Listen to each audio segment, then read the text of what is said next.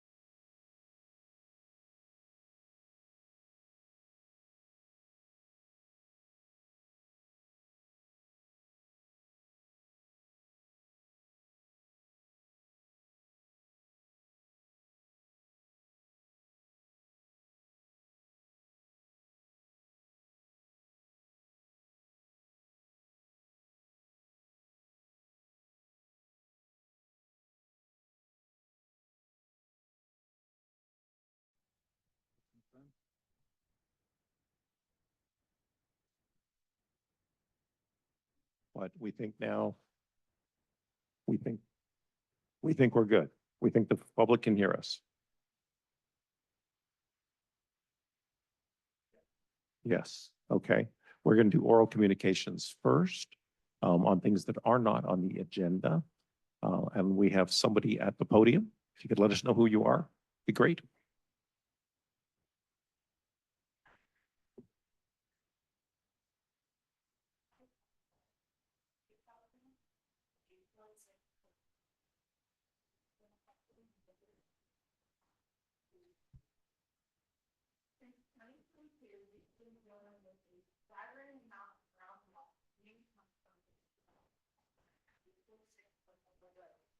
Sometimes as much as 14,000 gallons of water per day.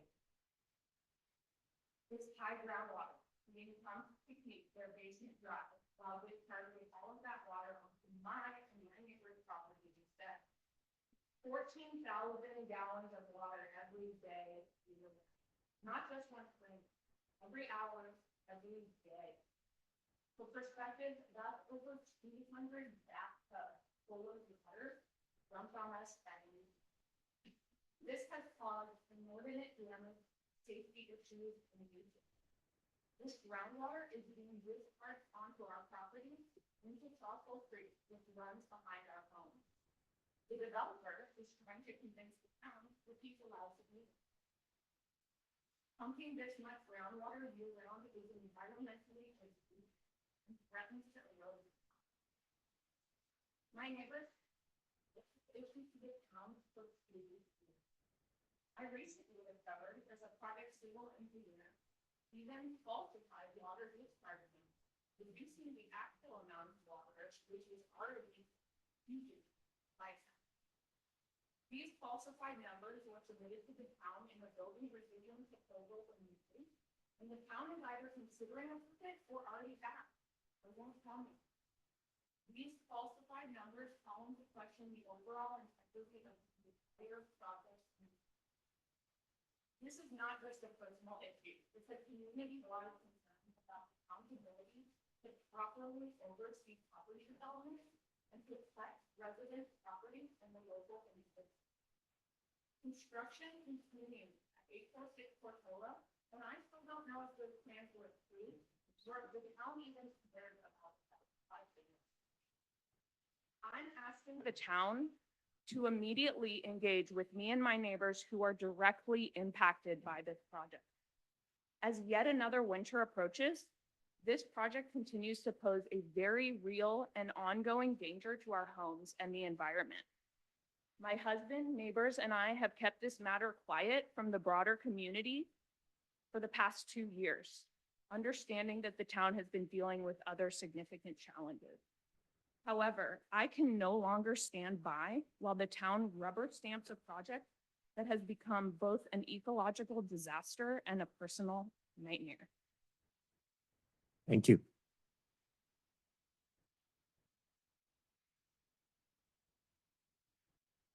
Tell me what your address is, the property you're complaining about is 846.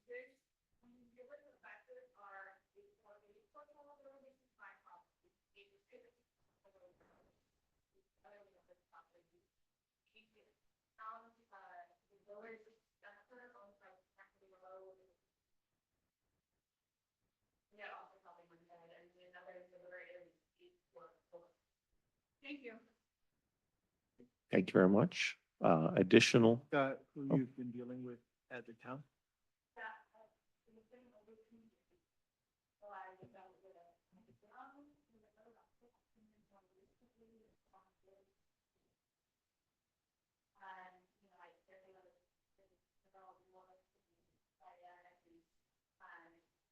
Yeah, I'd be happy to hear more about this project is completely legitimate, and the town even at one point suggested that the residential property developer sue us. He said, after us to our, and they're doing this. There's no base. And we are facing another rainy season, so we're going to be dumping. And the town is a most casino. Yeah. I can reread it, it's always. Like, empty section,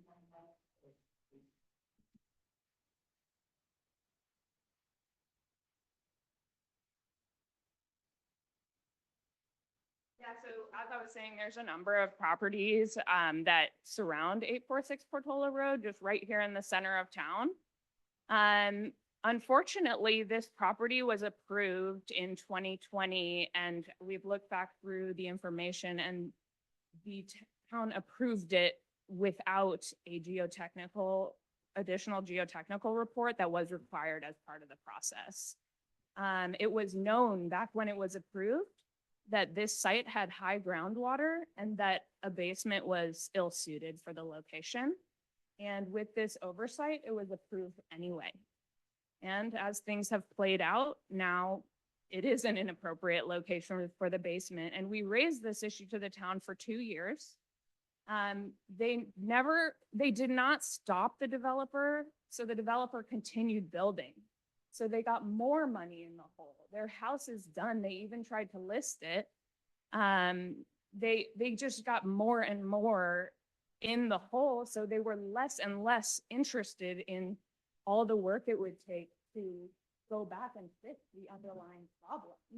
If the town had stepped in much earlier and, held this developer accountable for dumping thousands of gallons of water every day on these neighboring properties, they couldn't have gotten so far. But now they're deep in the hole. They've spent all their money. They want to get rid of this thing, and they're pushing the town to greenlight it. And they've done so with falsified numbers.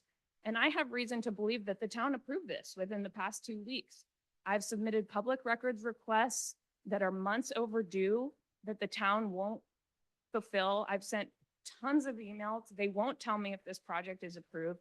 And it leads me to wonder if they're hiding it because they don't want us to know. Okay, We are- so, well, yeah. Did you get your questions answered? I did get my question. I'm sorry, can you give me your name? Yeah, and I'd be happy to write my email address or anything. My name's Pamela Levine and I'm at 848 Portola Road.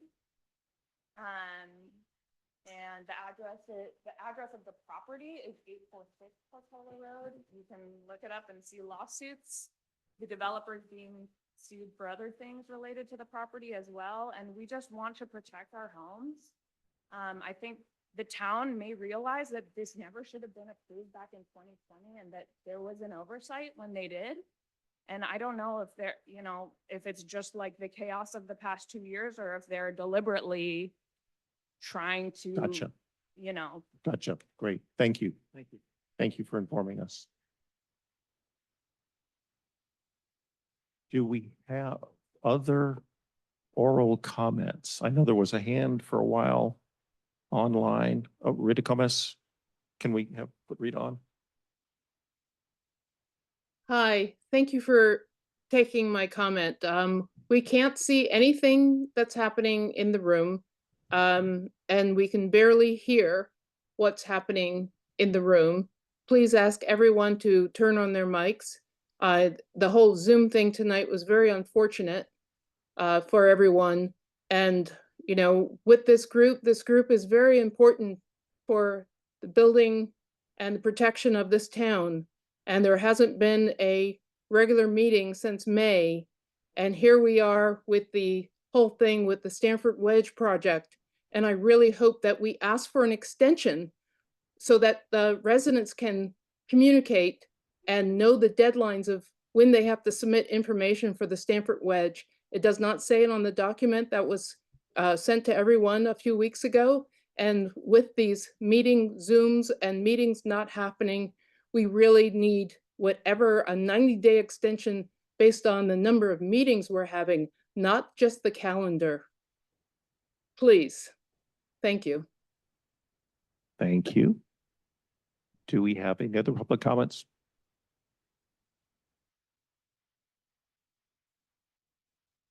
Yes, I went to a meeting last week and we had difficulty hearing on Zoom and it was delayed quite a bit. And then the Planning Commission last week was also delayed and canceled in the end.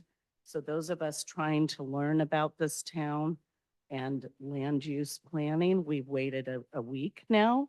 And then we sit at home tonight and the Zoom link did not work. The phone did not work. and it said it was the wrong number. So we have to do a better job to allow the public to stay at home if they need to. Some can't even get here if they wanted to. I can hop in the car and get here, and luckily I had nothing going on, but we have to do a better job at making it available to the public. And we're talking, the BPTS meeting and the Planning Commission. Land use, traffic, safety, and bike. That is what we're really concerned about in this town. I'd also like if the planning commissioner is here or planning director, I'm wondering an update on the housing element. I had to go back and try to see where we stood with that. How many days has it been? I would like an update on the housing element, the safety element, and anything that has been submitted and in progress with, what do you call it? Pre-applications on our housing element sites. Is there any pre-applications that this town is working on for the housing element sites? If so, please communicate with the public. Thank you. Thank you. Oh, You said another meeting also failed to provide the Zoom. Was that the BPTS? Yes, the Yep. morning of at 8:15 had difficulty. And then the night of, you had your meeting the night of, and now the third time we're having issues. So we can't continue this way and run it down. Thank you. We'll see what happens tomorrow night. Wednesday night. BT Oh, BBTS. yeah. With comments on the wedge, I might add, which is not highly visible on the town site. Okay, So it's an important meeting. let's go to, do we, Mr. Chair, if you don't mind, sure. I did intend to update the housing element during the staff reports later. Oh, perfect. Thank you. Let's see, do we have any other oral comments being requested on things not on the agenda? I don't see anything online. Okay, we will close oral comments. Let's move on to the agenda, where we have an appeal that is coming before, from an appeal from the ASCC to the Planning Commission.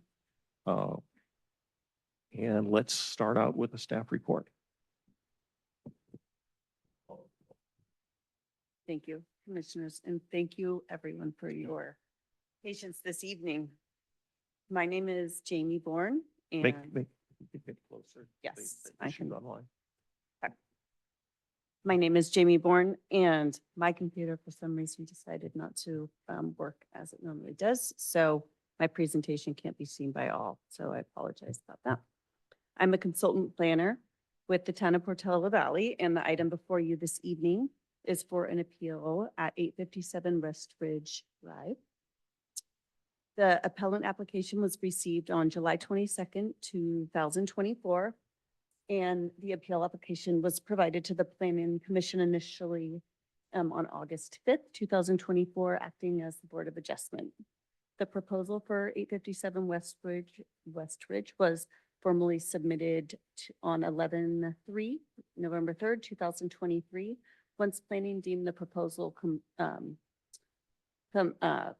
complied with the town's zoning code requirements, the item was scheduled for ASCC review on July 8th of 2024. Other departments that also reviewed the proposal and provided conditional approvals include engineering, the town's engineering consultant, the town geology consultant, Woodside Fire Protection District, and county health for the proposed septic system. The town's conservation committee also reviewed the proposal on both 11/27/23 and 3/12/24. And the item was scheduled for review, as I mentioned, on July 8th of 2024. The ASCC visited the site and continued review at the 6 p.m. ASCC meeting. The project was approved by the ASCC with added conditions as part of the meeting. The appeal a moment, I'm just going to refer still to my slides to make sure that I include everything. The property owners at 835 West Ridge Drive filed an appeal to the ASCC's decision to approve the proposal at 857 West Ridge Drive and included the following reasons for the appeal within the application. First, failure to comply with the town's general code plan, failure to comply with the town's zoning code, failure to follow the town's design guidelines, and the plans presented during the 7/8/24 ASCC meeting hearing contain procedural errors, incomplete and inaccurate information that may have led to faulty decisions, and the property plan is not exempt to CEQA. All additional information provided by the appellant has been reviewed and included in the appeal analysis, which is provided as the staff report and provided to all of the commissioners and to Chair ASCC Chair Carter Worth and town staff. To make the findings this evening, we're here before the Board of Adjustments. 857 West Ridge is a 2.86 acre parcel zoned RE 2.5. The lot sits on West Ridge Drive between Pinnon Drive and Goya Road. The slope of the lot averages 17.6%, and the parcel geologic zones are SVR, SUN, and PS. The parcel is bound to the east by 188 Favanio, south by 189 Favanio, which is an undeveloped lot. 875 West Ridge to the west, and 835 West Ridge to the north and portions of the east of the site. The entry to the site is accessed from West Ridge Drive down a long driveway that slopes upward to a relatively flat portion of the site that spans east to west. The rear yard where PS soils are located are not suitable for building, and that slopes downward at the rear yard. The site currently includes a one-story residence, detached garage, a tennis court, a swimming pool, and covered detached patio area. The existing residence spans east to west, and the garage is located near the southwestern portion of the site. The applicant is proposing to construct a new 5,324 square foot residence located within the same general footprint of the existing residence. A detached 320 square foot pool house and a 264 square foot detached office are proposed at the southwestern portion of the site near the location of the existing garage. A new 978 square foot detached garage is proposed near the northern portion of the site. The existing tennis court is proposed to remain in the size reduced to assist with reduction of impervious surface area on the site. New pathways, hardscape, and a pool are proposed. New fencing and an entry gate are also proposed. A 790 square foot ADU is proposed that it will be reviewed ministerially as required by state law and is provided here as context. Staff reviewed the basis of the appeal as it relates to CEQA. So there were, as mentioned, there were 5 initial items listed as part of in the appeal application. So the first item, the CEQA compliance, staff reviewed this on the basis as it relates to CEQA and finds the project will not have a significant effect on the environment and is exempt from CEQA pursuant to 15303 for single family residential development. There are no unusual circumstances that qualify as an exception to the CEQA process, and there's no development proposed within unstable soils by the applicant. Drainage on site does not qualify as an unusual circumstance. The unstable soil downslope from the applicant is entirely on the appellate's parcel, and the water has drained downslope for many years. Stormwater will be required to meet NPDES requirements and are contained entirely on the applicant's and be retained entirely on the applicant's site. Soils on the applicant's site where the tennis court is located are categorized on the town's potential movement map as SVR and which is characterized as relatively stable soil. The soil on a neighboring site, the appellant site, is MD, which is categorized as unstable ground, characterized seasonally by active downslope movement and susceptible to deep landslides, commonly more than 10 feet in thickness. Conditional approvals have been received by the town's engineering consultant and geology consultant for the proposal. The town also agreed to include the appellant's independent geotechnical engineering letter as part of the review provided after the ASCC approval, once the proposal is submitted as part of the building phase. With respect next to general plan and the town zoning code, staff finds the proposal is consistent with the town's general plan and as provided on page 6 of the staff report. Staff also finds the proposal meets the town's zoning code requirements. The ASCC reviewed the proposal and also found the proposal to be consistent with the requirements. Where there was some inconsistency, a condition approval was added by the ASCC that related to double fencing and potential wildlife corridor entrapment. Which was viewed during the ASCC site visit. The condition that was added requires staff and two ASCC members to review the updated plan at the time of permit submittal. Concerns related to the tennis court have been outlined in the ASCC and Planning Commission staff report. As a condition of approval, planning staff required the applicant to provide the current appraised value for the tennis court and prove that the proposal meets the requirements as outlined in the zoning code to allow for the tennis court to remain. Otherwise, the applicant will be required to bring the tennis court into compliance with the current zoning code regulations.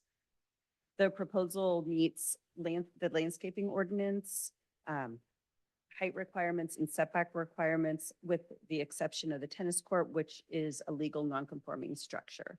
The Conservation Committee recommendation to preserve tree number 32 in the rear yard was added as a condition of approval by the ASCC.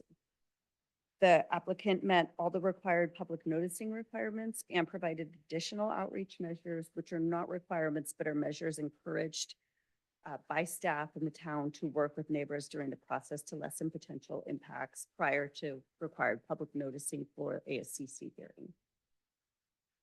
Next, moving on to the design guidelines. The town's design guidelines were developed under the direction of the ASCC to implement the broad policies and goals set forth in the general plan and to supplement design provisions established in the zoning ordinance, and to establish criteria that encourages good design and site relationship compatible with natural features in town. With respect to planting concepts, as listed in the town's design guideline handbook, the appellates expressed concern related to hedges and significant tree removals. The neighbors at 188 Livonia and 875 West Ridge also provided neighbor comments asking about additional screening that they wanted to see provided.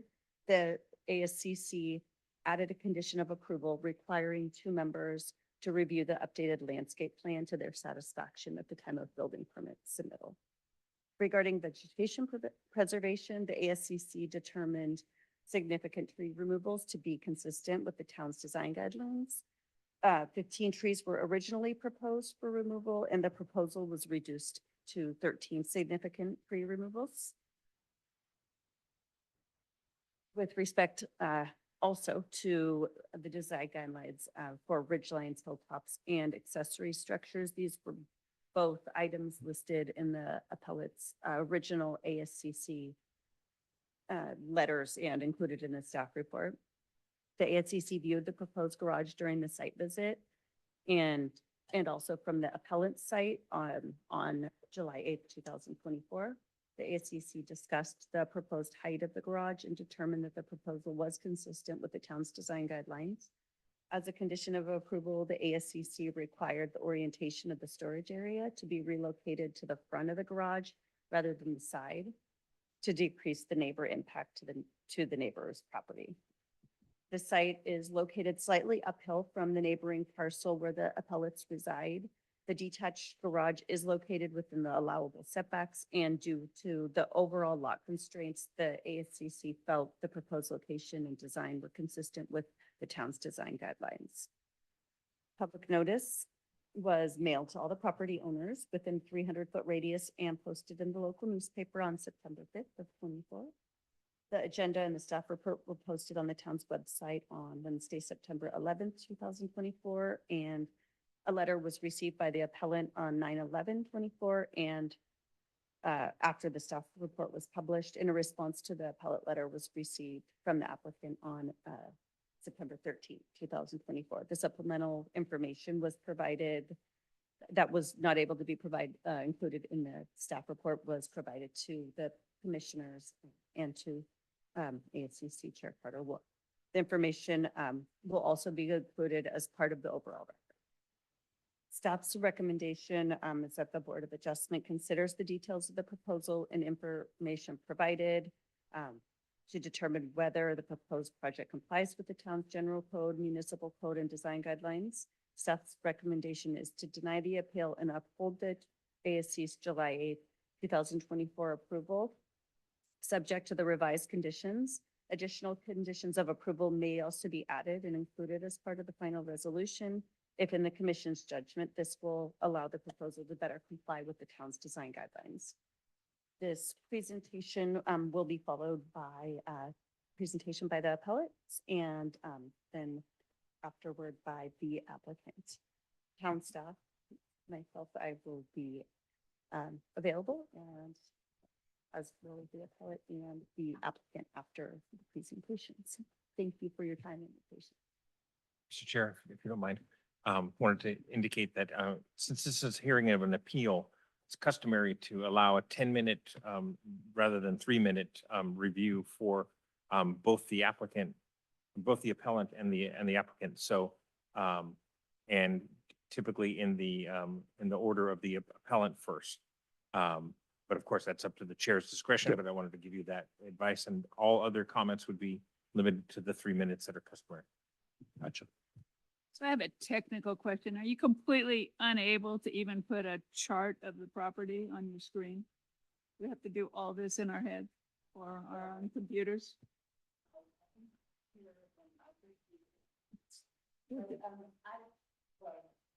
I'm not on my computer anymore.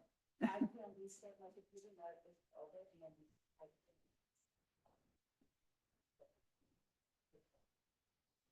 Okay, okay. I'm just trying to figure out where to go on my own computer to track all this stuff, because it's hard to Okay. put it all. All right, all right. Thank you. Okay.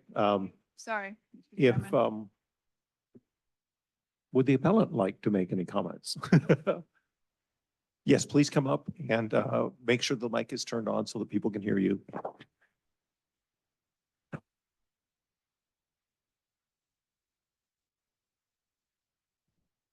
All right, let's check the mic.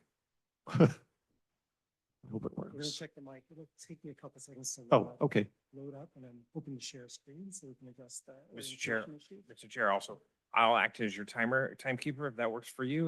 Sure. And I'll give the speaker a 1-minute warning that time is almost up.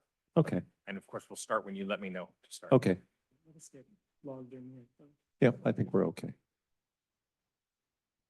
We're relatively strict on our 3-minute time limits when it comes to appellates and people that are asking and presenting to us. We're a lot more forgiving. What's the passcode for the meeting?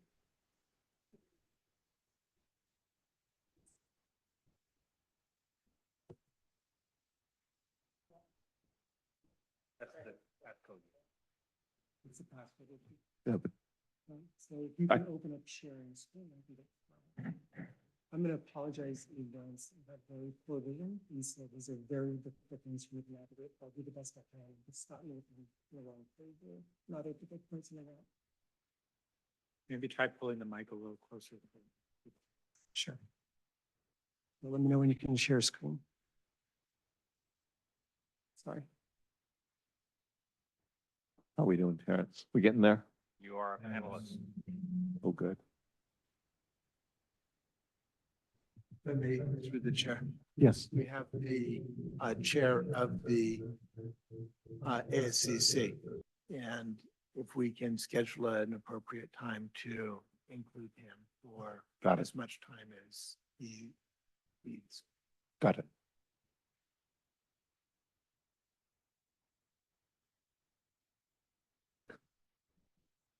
Well, thank you for that. I'm still waiting. for the Yeah, I share think, screen I to know, I open. realize that, Ben. Yeah. I'm waiting for him to get it rolling here.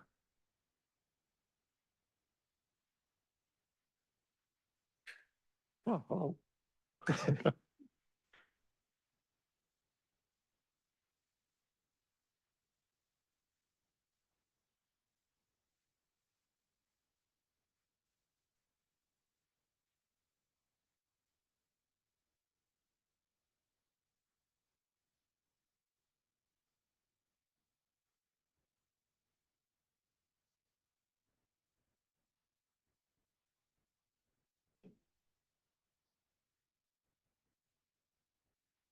Are we supposed to be attendees or panelists? Okay. Got it. Thank you, guys. I'm going to stay on mute though, right?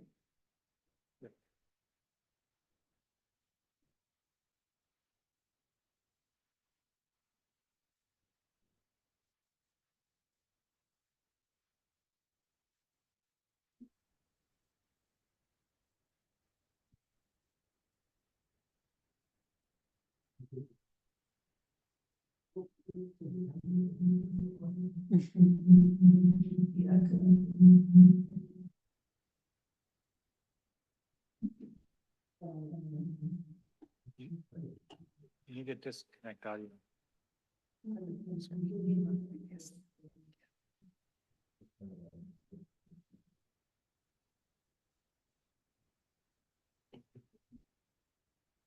Oh. Okay, are we ready for Ben to get rolling here?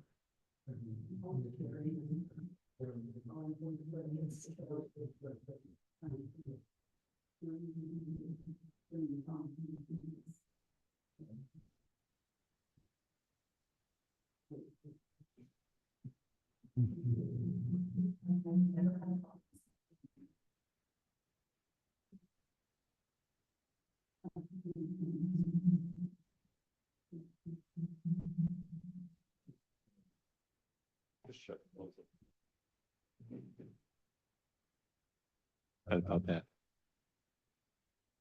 All right. Terrence? Oops. I think, Oh, can you try going on mute? Sorry. oh, is it Ben's computer? Going back and forth. Yeah, it says the people presenting have to mute their. Right. I'm We muted got it. now. We got it. We got it. My volume is off and I'm muted. You're good. Great. So, Ben, why don't you tell us? Thank you. Thank you. And by the way, we appreciate the chance to air our concerns in front of the governing body and know that this is not an easy situation.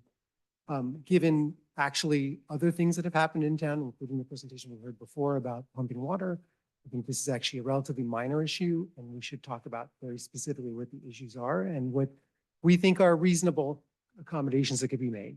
Jamie, I think, highlighted what our position is in terms of the reason for the appeal. And so rather than go through a lot of those things, I think we'll get right to the core issues that we have, which are really threefold. The first one is process. The second is the garage. And the third is the tennis court. I'm probably going to start with the tennis court because that might be the easiest one to get through. And then we can go to the garage, which is a key concern for us as well.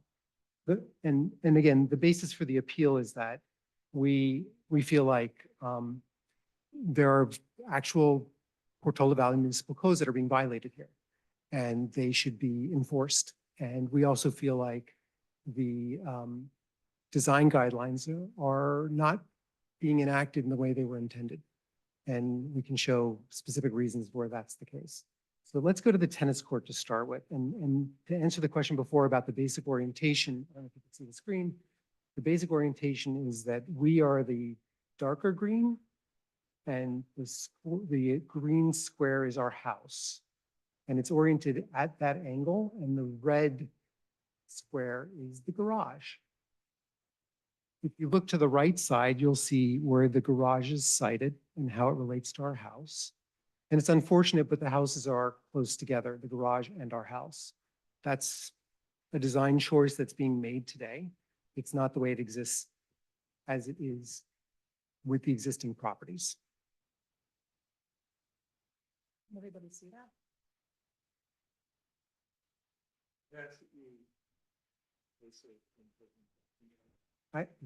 It's my limitation. I can't do these presentations without having that sliver on the left. I apologize. It's just my handicap, let's call it. So let's just flip to the tennis court and we can talk about what the issues with the tennis court are. So the tennis court was built in 1956 by the Cully family.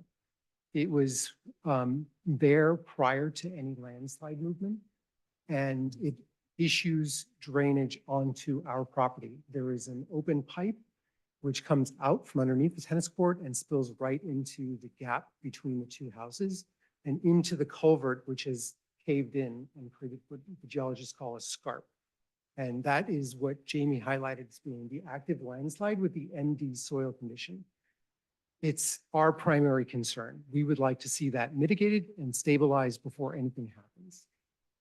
The tennis court is 5.5 feet, 5 feet 5 inches beyond the current setback rule, which is 20 feet.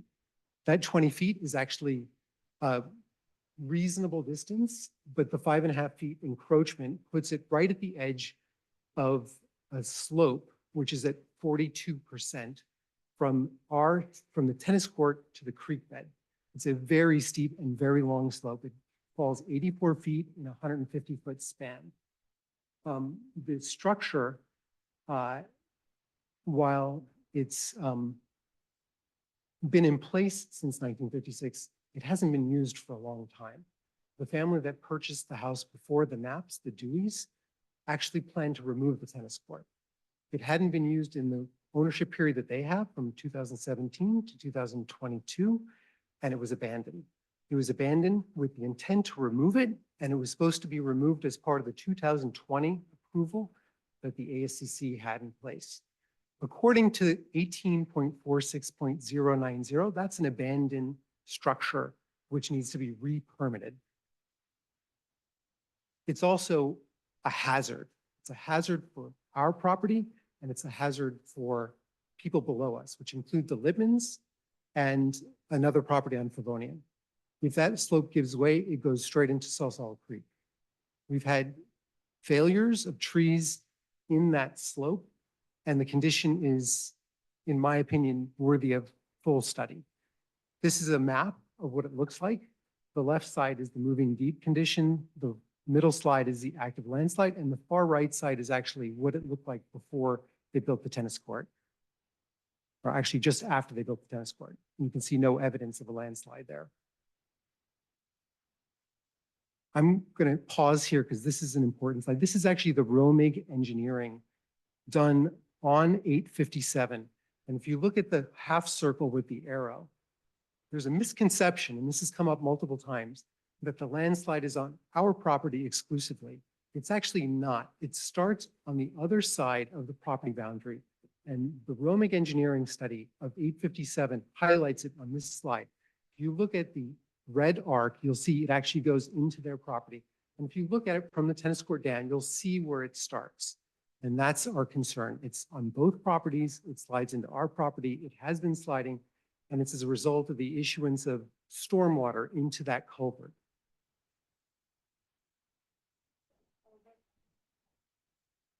Culvert. It's not, I'm using the wrong word. It's not a culvert, it's an escarpment. But it would be this red area here, okay? And if you want to look at it, this is the drain pipe. Right there, that's the drain pipe, which just issues water. This is the steepness of the slope.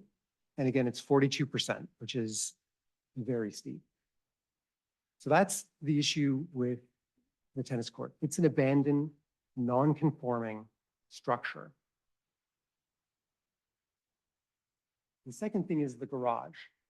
And again, these are what we think are minor issues that can be solved between reasonable people. The garage is sitting on what is very close to a knoll that represents this entire geography. There are about 8 parcels where this is the highest point.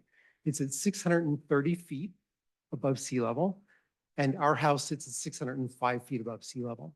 The existing house is 616, and it tops out at 631, which is right at the level of the knoll, almost as if they were respecting the design guidelines that happened afterwards.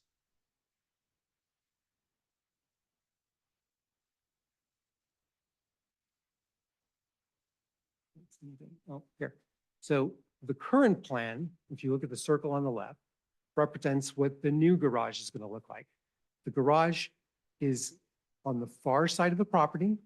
It's 20 feet at the limit of the setback, and it is 640 feet in peak elevation, 10 feet above the knoll. It sits 35 feet above the floor of our ground entrance, of our entrance level. So it towers over our house. And what we've been asking for is a relatively simple adjustment to remove storage areas from the garage, not the garage itself.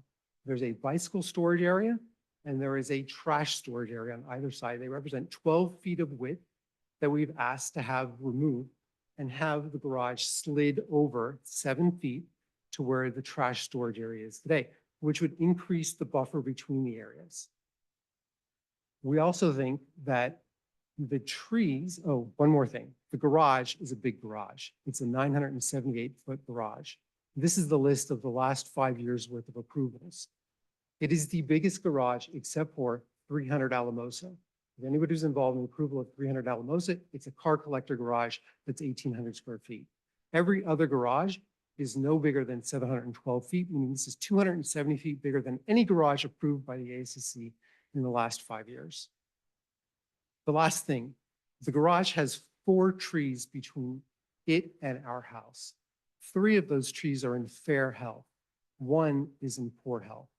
And it is declared to be suppressing the other trees. That's tree number 11. Tree numbers 10, 12, and 13 provide a very good buffer. 2 are blue oaks, 1 is a coast live oak. We're asking that those be retained. Those 3 trees, or at least 2 of those 3 trees, would make for a nice buffer between us and the garage. Taking them down, putting up a tall garage, and not putting a tree of an equal size would create a much closer, less soundproof barrier and a visual disturbance. So that's the garage and the tennis court.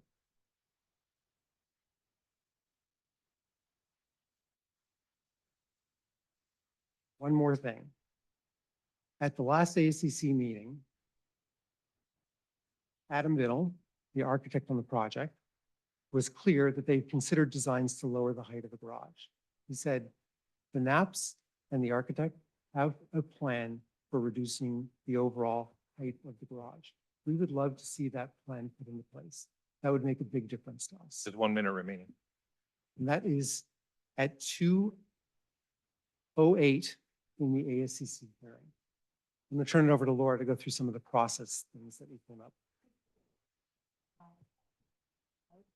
Yeah. So I'd like to go through some quick dates because a big part of the issue here is that we didn't feel very included in this process and don't feel like we received appropriate notice.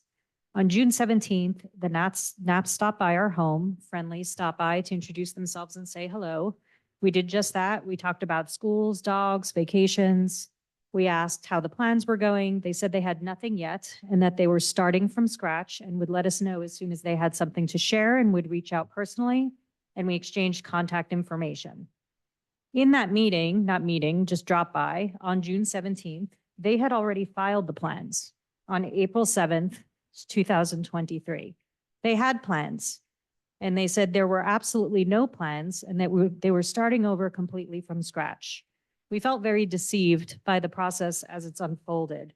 On 7/7, we received a note from George Savage with a plan sent to my email, as that was the only contact information he had. And that was fine. I was in the hospital at the time with a life-threatening issue and did not get the email as I was completely not conscious.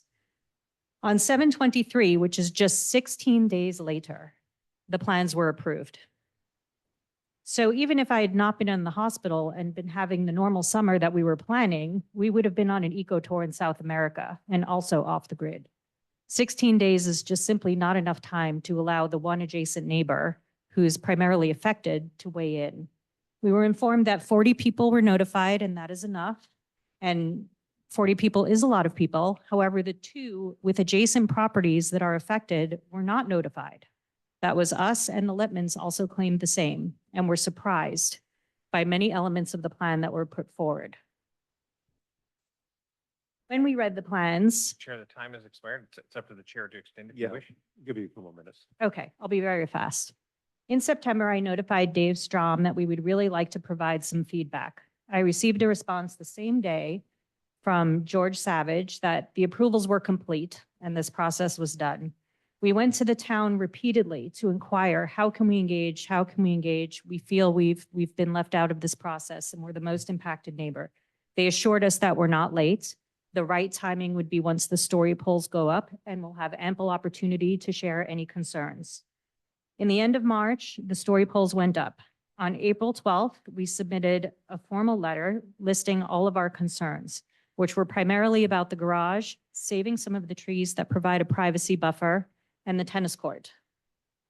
On May 7th, we received a note from the NAPS in response to our list of issues that we felt relevant, that they felt very strongly about their design and were unwilling to make any changes at all.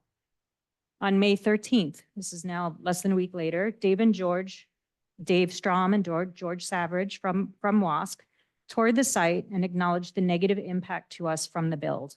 They suggested we reach out again to the NAPS to see if we could come up with a collaborative way to work together. We reiterated our concerns and requested politely that they be considered, or at least we can have a conversation and discuss how we can mitigate the negative impact to us. The NAPS wrote back that they viewed our concerns as inappropriate, and this is in quotations, inappropriate and not something they will entertain. They further said we should feel grateful that we have designed such a beautiful home that will sit next to our home. We have tried very thoughtfully and very genuinely to engage and just have our concerns, which we feel are minor accommodations in a huge build, to ensure that our home as well as their home are both dream homes versus one resident being permitted to build with disregard for another. And we've been shut off at every opportunity. We've been polite and thoughtful and tried very hard to sincerely engage. And it has felt like a crammed down style of, you are not going to tell me what to build. This is not your decision. It's not up to you. It's up to us. This design is perfect and we like it the way it is, and we will not consider anything you have to say at all. And that is the tenor of what was communicated back to us. Gotcha. Okay. Thank you. Thank you. Sorry to go over on Nope, time. That's all right. That's all right.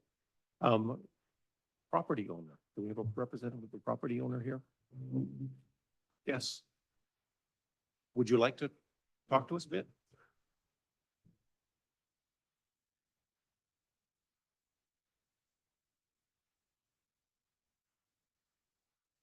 Hi, I'm Trevor Knapp. I'm one of the property owners. My wife's going to be here tonight. And I'm Adam Biddle. I'm the architect of the project. Closer to the mic if you could, please. Or move it closer to you or one or the other. Good to me. Good. Can you hear? Adam can start with the technical aspect of the Yes. project from my viewpoint, and then I can talk over. Okay. Well, thank you for holding this special meeting. I'm glad we could all be here.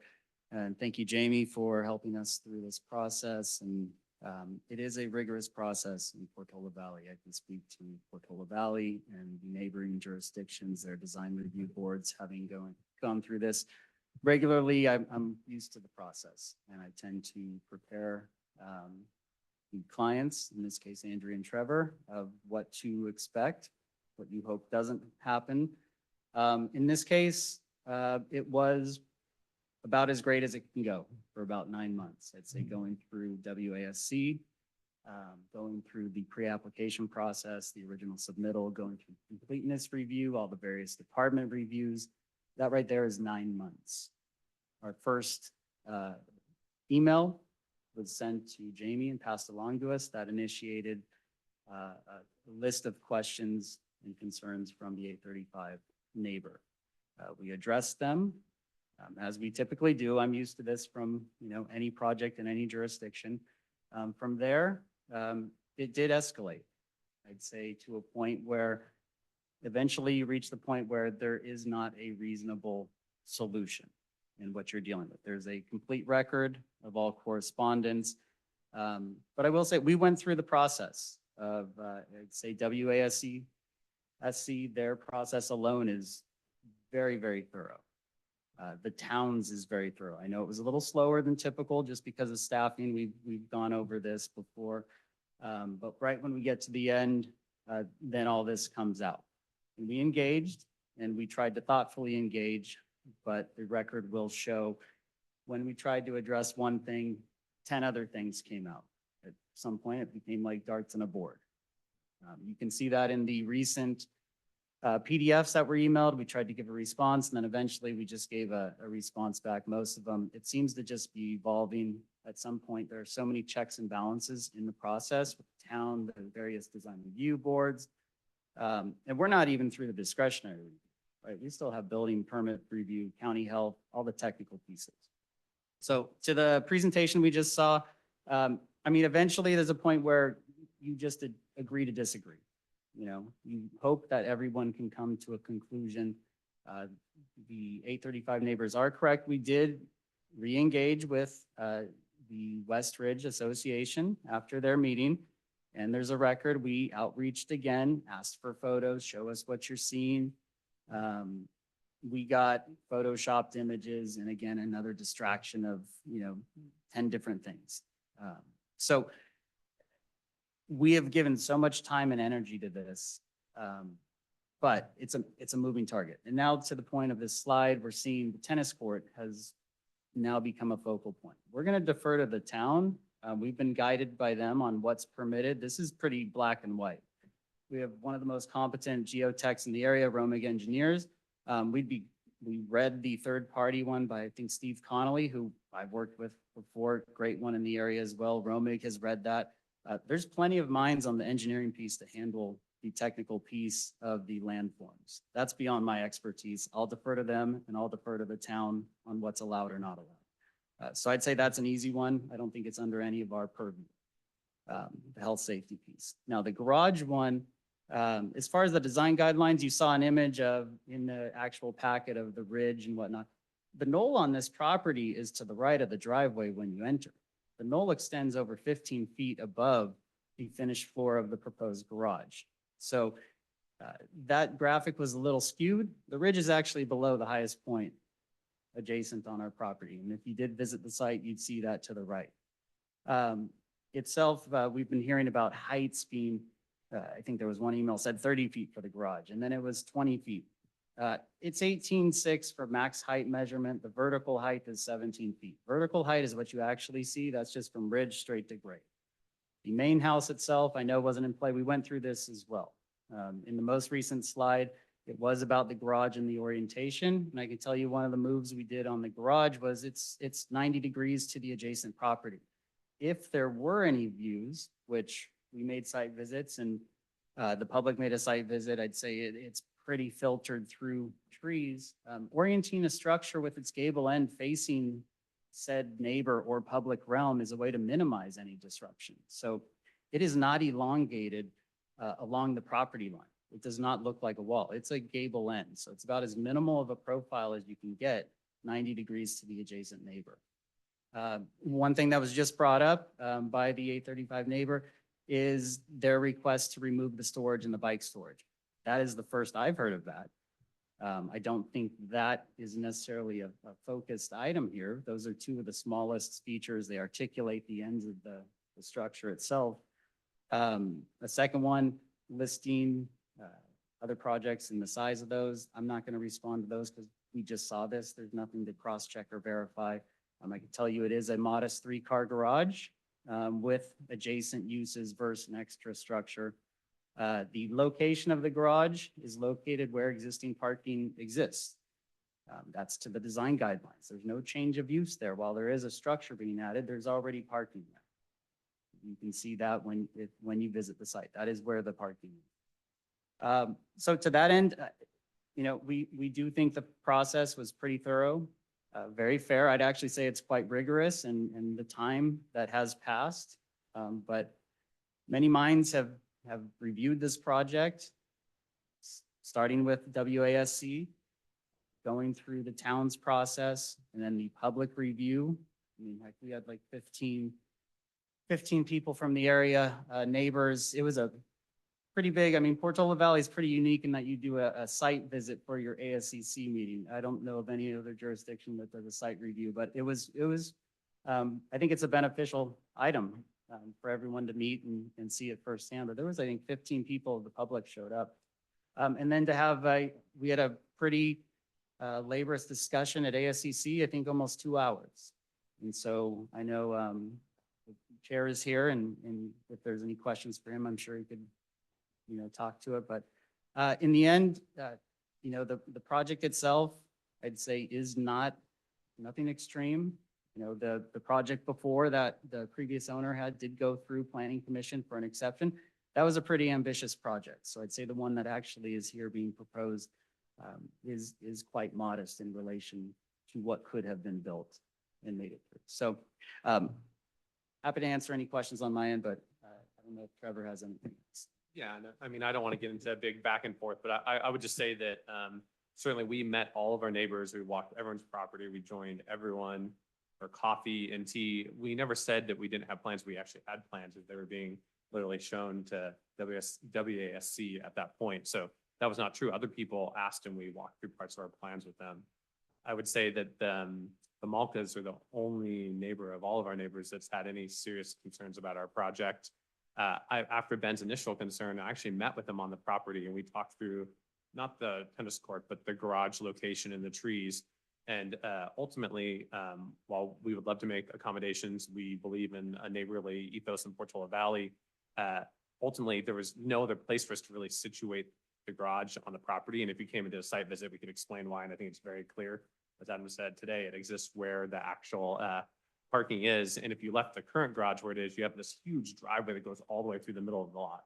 So really, we put it in the only place that we could think of. So, I guess what I would tell when people ask me about this current dispute with the neighbor, I'd say that the only part of our house that 835 can see is the side of our garage, through their side yard, through trees, right? And so I feel like it's about the least impact you could have almost designing a house and putting it on this lot. The existing house is all tucked behind the ridge and can't be seen by them. They can see the side, as Adam pointed out, of our garage. And we just don't think that there's any other practical place to put it or to move it. And the last thing that I would say is the reason why the temperature maybe went up a little bit, not that that's necessarily relevant, was after this happened, there were kept being lists of new things. I started feeling like they were threatening our project. It didn't feel collaborative. And then some of the friends of the property neighbors there started writing letters to the town, accusing us of being, not designing within the guidelines, not being proper for the Portola Valley community. At that point, I was like, look, your requests are inappropriate. We think we've met all the guidelines. We tried to have a conversation. To Adam's point, we can't continue this forever. So, and it was just a little color on like how the conversations went. I realize it's a little he said, she said, but that's our perspective. Mr. Chair, I'm sorry, there's 1 minute remaining. Yep. And yeah, just beyond that, I don't think I'd have much else to say, but I think, obviously Carter's been for these conversations to offer his perspective. Okay, thank you. Thank you. Thank you. And since we have the ASCC here and they did a extensive review of the project, Carter, I wonder if you'd give us your point of view on this. You want to sit down or you want to stand up? I want to stand up. Okay. Thank you, Planning Commission. Appeals of our decisions, appeals of, appeals to the Planning Commission, but, of ASCC decisions are difficult. In general, they're, about certain things, and I really am pleased that the appellant, has, focused their issues. I think the issues that, have been refocused tonight, are things that, can be attended to and should be. The The ASCC's review, while not what I was originally used to, some 30 years ago when we were doing ASCC reviews, they're much more detailed with a lot more technical information, in the beginning. Our reviews used to be, and I'd like to get back to it, when it's in the essence of ideas and we're looking at things where things can move around on the site a lot easier. Before you spent tens of thousands of dollars on civil engineering and geotechnical engineering and so forth. But on this review, I think the ASCC made a good decision, was pressed, rather into a corner. I was ready, to continue the meeting, to have the neighbors have a little further discussion and resolve a couple of the issues that now I see they're focused on, on the garage. But I think the ASCC, in the pressure that the meeting, presented us with, did a good job, of establishing additional conditions, that are intended, to resolve those, outstanding issues that would insist on, the neighbors and the applicant, cooperating, because there were some fencing issues that necessitated, cooperation. And I believe that allowing the process to continue will give, the appellant, the opportunity, to, have input, on the screening and the tree preservation, the garage details. There were some changes that we made in the conditions regarding, the bicycle storage and so forth, and the protection of trees, and the additional input of the ASCC, with the final landscape plan that I do think mitigate those issues. The ASCC only peripherally got any information regarding, the issue of the landslide or the escarpment, on the side of the tennis court. We didn't end up needing to have much input because, we had the confidence, that the town geologist, and the project geologist, would end up through peer review, ending up with a, solution to support, the preservation, of the tennis court. While I understand completely the appellant's argument, that that's an existing, abandoned structure. It hasn't been the history of, the town of Portola Valley requiring structures that have lacked use, to be removed. I don't think that the requirement for removal of a structure that is existing non-conforming, after it hasn't been used, for some time, is in the best interest, of the town of Portola Valley. I believe we are a kinder, friendlier, organization that, protects people from both sides of the fence. So in closing, I was in Bill Lane's chair. That was where Bill Lane sat, for years, at meeting after meeting after meeting. And I feel, kind of Bill Lane-like a little bit because I've been here a long time. To say that we all ought to get along, and I think, from my position, as the chair of the ASCC, I hope that the Planning Commission upholds the ASCC's approval, looks carefully at the conditions, and potentially modifies them, to insist on, agreement and cooperation between both sides. Because I do believe that in general, the design of the garage, and the preservation of the tennis court, are pretty good things, on the site. At the same time, I do think there were, adjustments and refinements, that would improve the project and improve the relationship between, you know, the garage building and the side yard of the Wolkas. So I'm here, you know, and available to answer any questions. Other than that, that really ends what I had to say about, you know, the ASCC's process. Thank you. So the next steps are we have questions from the planning commission to staff or the applicant or the owner or ASCC. Then we will allow public comment and then we bring it back for discussion and debate among the planning commission. So go for staff then. And that is if, we heard it said that if one doesn't use a feature of one's property for an extended period of time.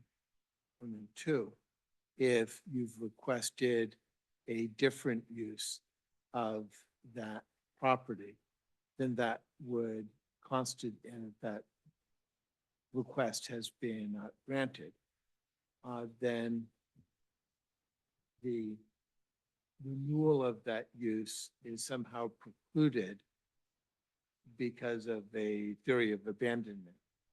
I'm not familiar enough with either the practice or how the code works on that point. Can you clarify?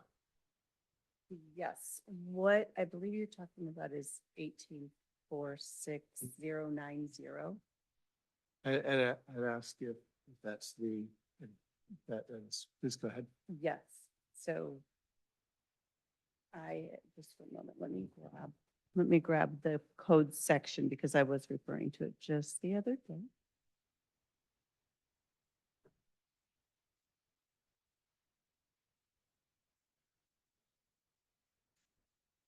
So this is discontinuance of the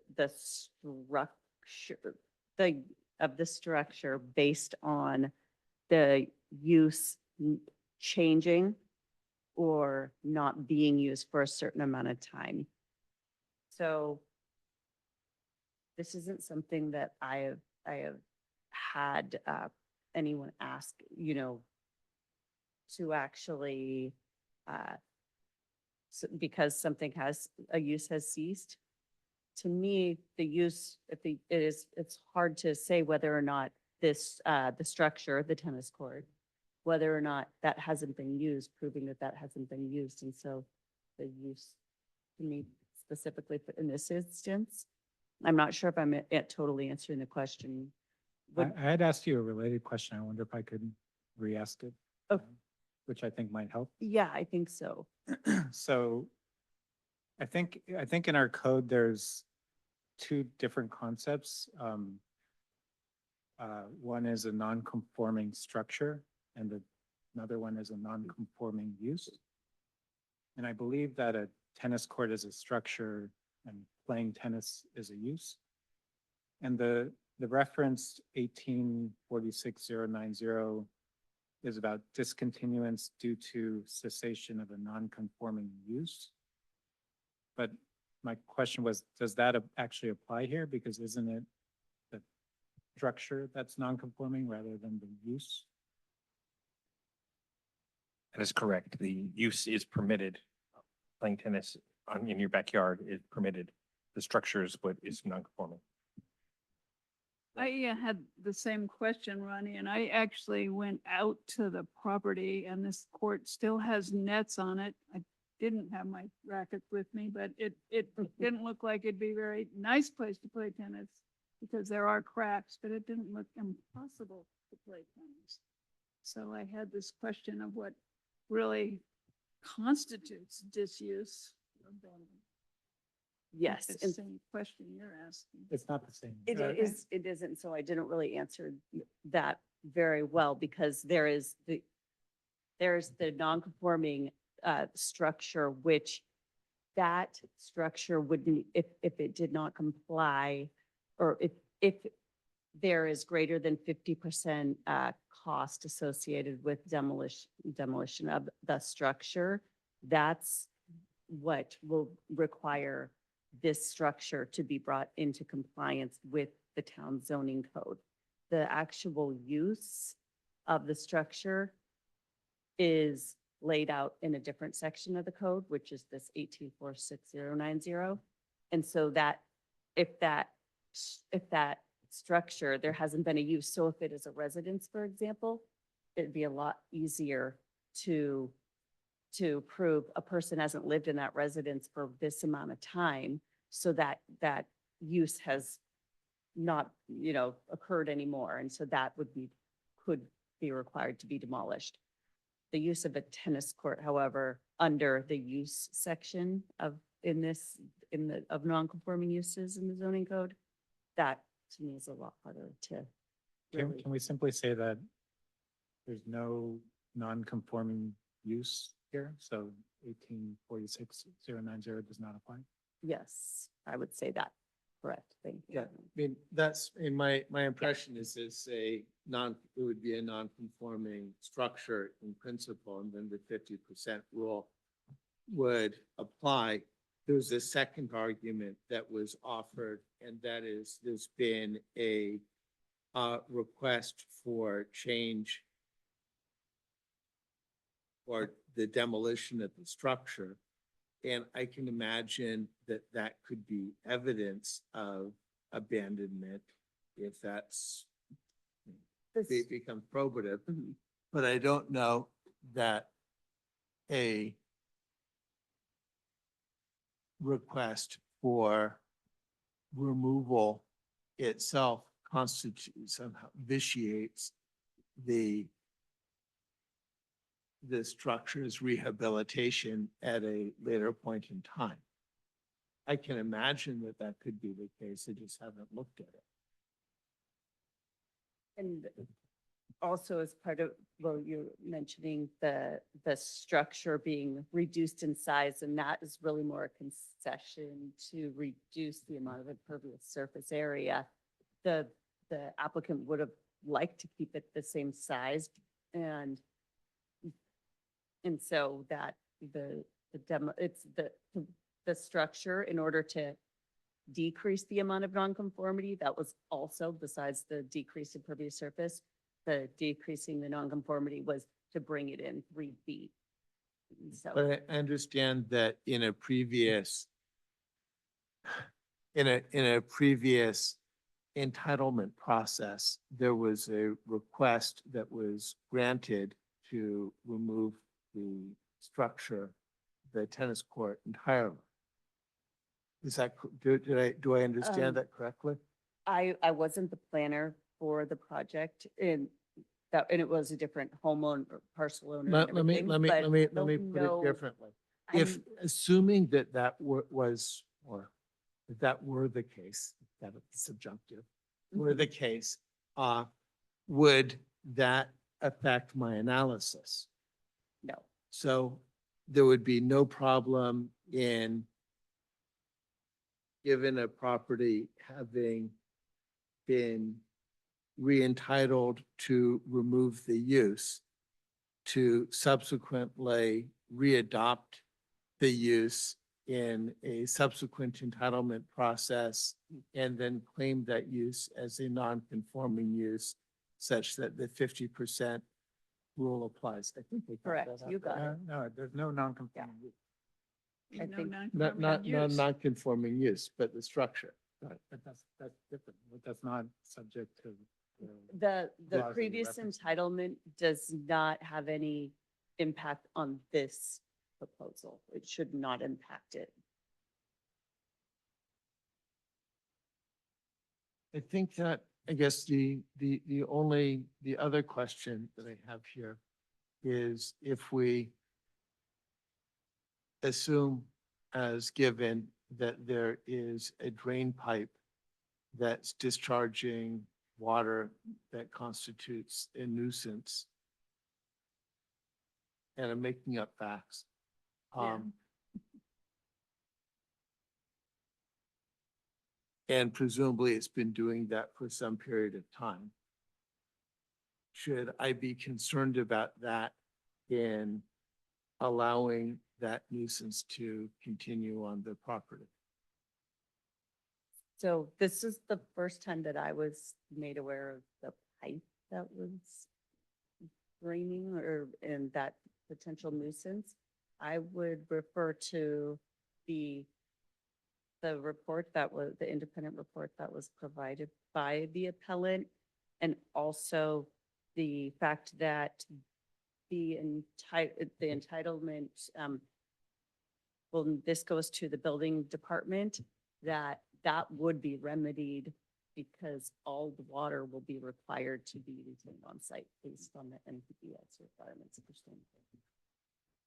So to the extent that there is water leaving the property, that would be abated. Thank you. Nicholas, do you have any questions for the appellant or the owner or ASCC? I have a follow-up question on the tennis court. My understanding, I may not have all the dates right, was that the ASCC required that the current runoff from up to the appellant's property is to be terminated as part of this project, right? Whether The it's the pipe or whether it's ASCC surface runoff. The ASCC wouldn't be the, who requires it, it's the engineering guidelines But it and was in- requirements. Okay, okay. So that runoff will be stopped, whether it's from a pipe or whether it's surface runoff. Correct. Okay.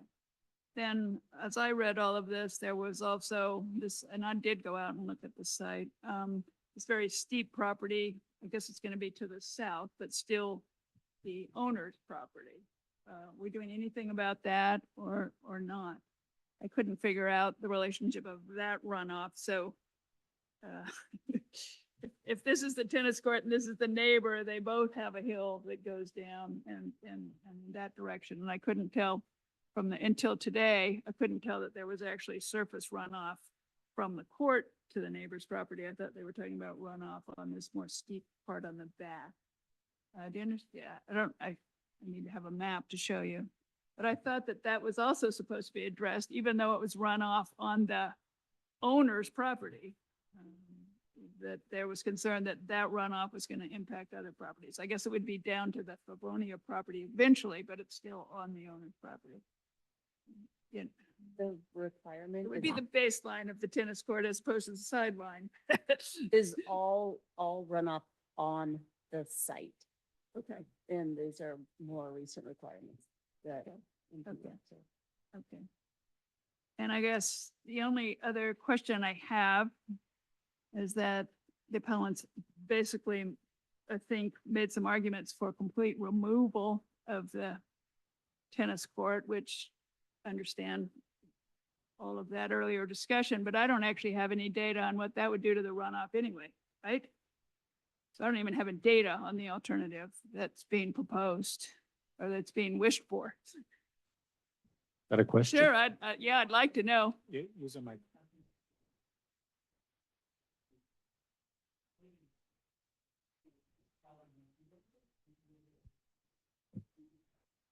Okay. Okay. Thank you for that clarification, but I think you better repeat it at the microphone.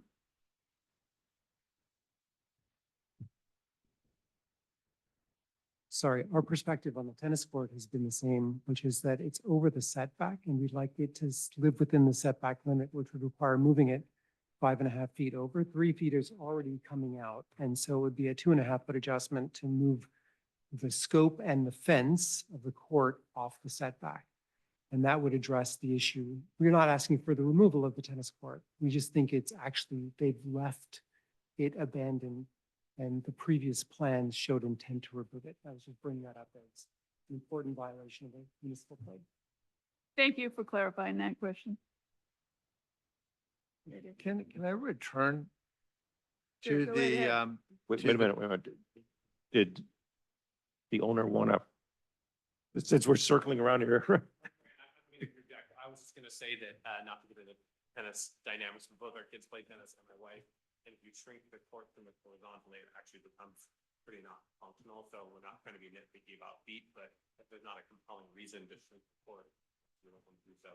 You know, the last homeowner, my understanding is they were actually gonna build giant structures on the tennis court. So from a impact on the neighbor, that prior plan, I think, would have been less advantageous than leaving the tennis court. Nicholas? Yeah, thank you. Just looking at the ASCC conditions of approval on page 108, item 52. The language says that it shall provide documentation that the existing condition and estimated post-development peak runoff, development peak runoff must be less than or equal to the existing pre-development condition, or you must provide mitigation for the runoff calculation. Existing and construction, please provide watershed elimination, blah, blah, blah. So it sounds like what, unless I'm missing some piece, to the extent that there's an existing drainage issue, that the drainage issue will continue to be in place. I guess the question that I'm looking to for the appellant is whether you're asking for the existing condition to be abated or whether you're looking for it to be maintained. So there's a condition of approval in the ASCC findings or conditions. Yeah, What page are you on? I'm I on think, red. I think I've got, I think I've got, 108, Thanks. item 52. I think I've got where you're going. And this is where it gets a little bit confusing in terms of the nature of the conditions of approval, which happened after the meeting was over. So what we're asking for on the tennis court is that the court be put into an area where it's compliant with the setback rules, which is moving it over as opposed to taking it out. Nobody's asking that it has to be taken out, from my perspective. The condition of drainage on the court, when they were trying to have the court approved as an existing non-conforming refurbishment, they didn't, and this is an error in the plans, they didn't use that as part of the drainage management plan on the plans. It was completely unstudied in the plans because it was a refurbishment of an existing structure, not a new structure. And that's what caused our concern, because we know we have slides in that area and we have a court where the drainage is not being studied, which is aggravating the slide. And so I think that answers the question you asked, which is we're not sure that the condition of fixing drainage is actually in place yet. It's not in the plans anywhere. So what I'm seeing is that you're looking to have the drainage condition improve from your perspective as compared to the baseline Yes, as it is right now. yes. That's helpful. Thank you. Yes.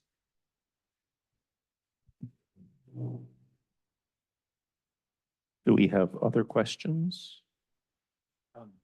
Ronnie? Go ahead.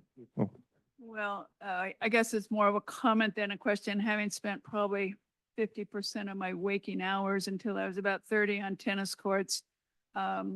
I do understand the difficulty of cutting back further on that side, and I wasn't advocating for that at all. That's offensive to me to play on a court that you have an out of bounds problem with. So I'm not sure how to solve it here, but I just want to make it clear I wasn't advocating for that. Did the architect want to make a statement regarding the drainage? Okay, so just as far as the tennis court, when we go through permitting, the civil engineer will be required to retain all stormwater runoff for all impervious area, tennis court included. So no matter what the existing condition is, no one has even evaluated. I know we have an independent report or an opinion, but we haven't gone out. We're not evaluating which way it's sloping right now. It doesn't matter to us. The new condition, all water from that court has to stay on site. It has to go through a bioretention, it has to go through a detention system.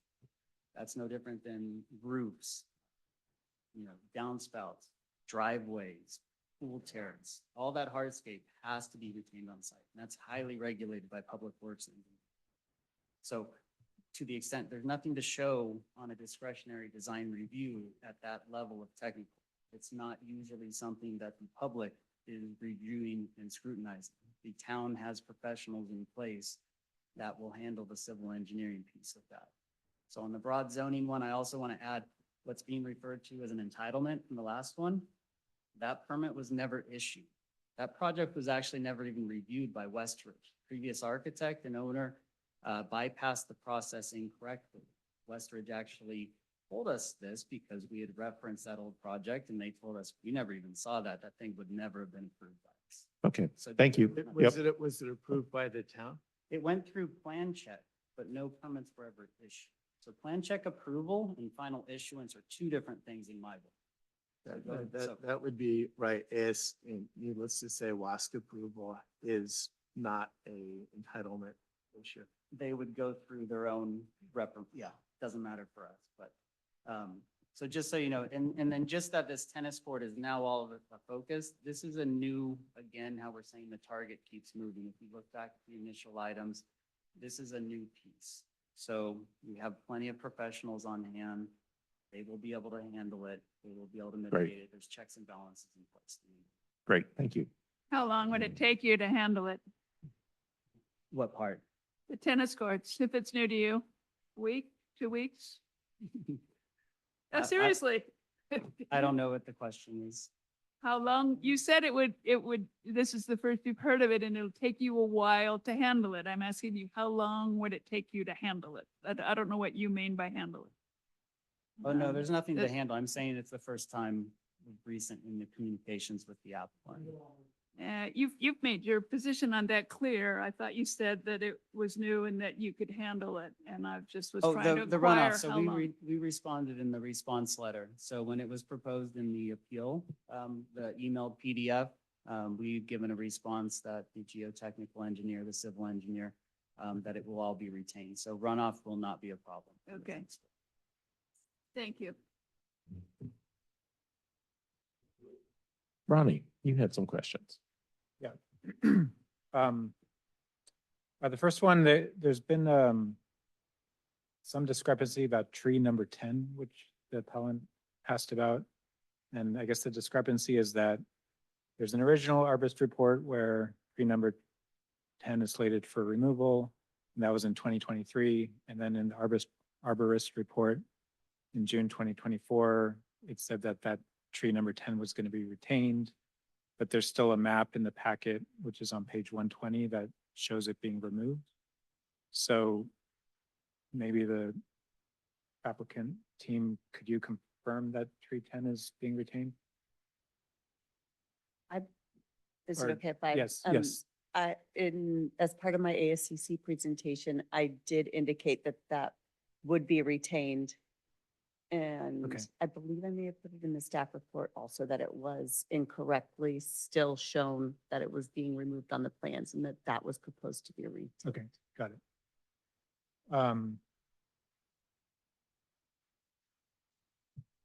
I guess a question about the geology report from the appellant, the Connolly report, July 2024.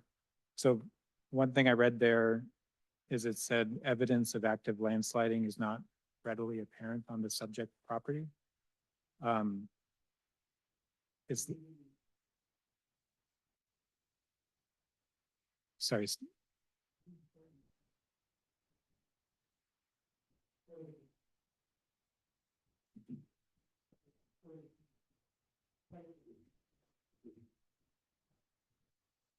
So you're saying it says that it's not apparent, it says that it's not apparent in photographs, and just check those. Mr. Yeah, Chair, so the if there's same thing. discussion, they should be from the microphone. Yeah, That's why I was trying to repeat it. Yeah. yeah, come on up. And let's try to make sure we get it all on the record, or at least publicly available. So yeah, I'm just reading on towards the bottom of page 363, that these are the red pages in the packet.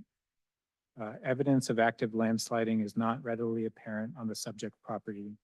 A bowl-shaped scarp, however, is located below the existing tennis court as approximately shown in photo 1 above.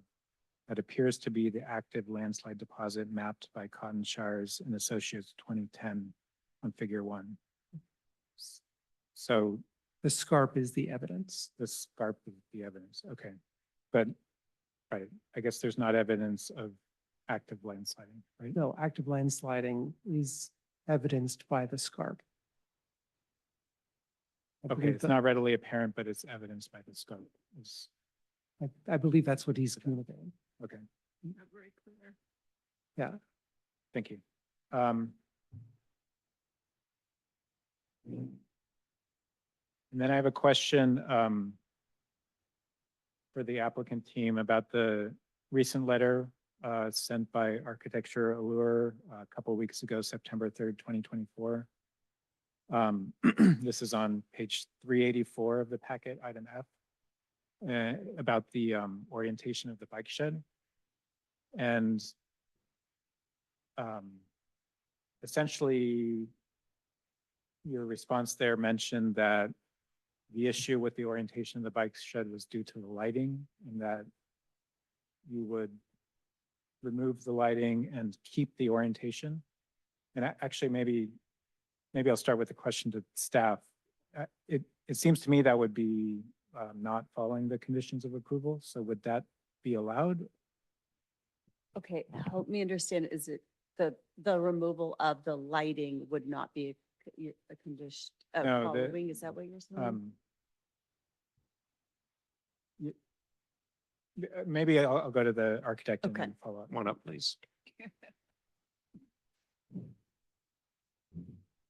Okay, so in the hearing, there was discussion about ways to mitigate impacts on the neighbor. And I think it was actually there brought up lighting, a question about lighting. And then there was a discussion about, could the doors, are there any lights on the doors? Could the door move to the other side? So when we get the conditions of approval, afterward, one of them for ASCC to review again was how to resolve that. So prior to this hearing, Jamie asked if we could give a brief summary of potentially planned ideas to resolve those first 5 comments. They have not been submitted, so there's nothing formal yet. And 2 ASCC members would review it to see if that would comply. So the bike storage itself, we did want it to be an in-out access. It's going to be a low-use area, likely just storage. Those doors are likely going to be closed. But it could be convenience, but all exterior lighting on that side facing the neighbor was going to be proposed to be removed. So if the 2 ASCC members who we reviewed again don't agree to that resolution, then come back to us as a plan check comment and we'd have to address it during building plan check review. But this is all trying to give a heads up on potential solutions along with like the fence. Yeah, thank you. So maybe it's, And Chair, you could probably speak about it, specific issues, Yeah. since I think you brought it up. and I did go back and listen to the recording there, and it was partially about lighting, but then it was also about activity. Was also mentioned by Carter, and the conditions that were eventually voted on, I think did not specify that the issue was about lighting. So I guess you mentioned a process. Could I maybe just check that with staff? What is the process by which if the applicant says we remove the lighting, so we're not going to kind of follow this condition that says to reorient the door of the storage shed? Does that go through ASCC to say if that's okay or not, or how does that? So just to be clear, are you saying the applicant would no longer be proposing reorienting and would be keeping it the same? Yeah, the conditions of approval said that the storage shed, the door must be reoriented. Yes.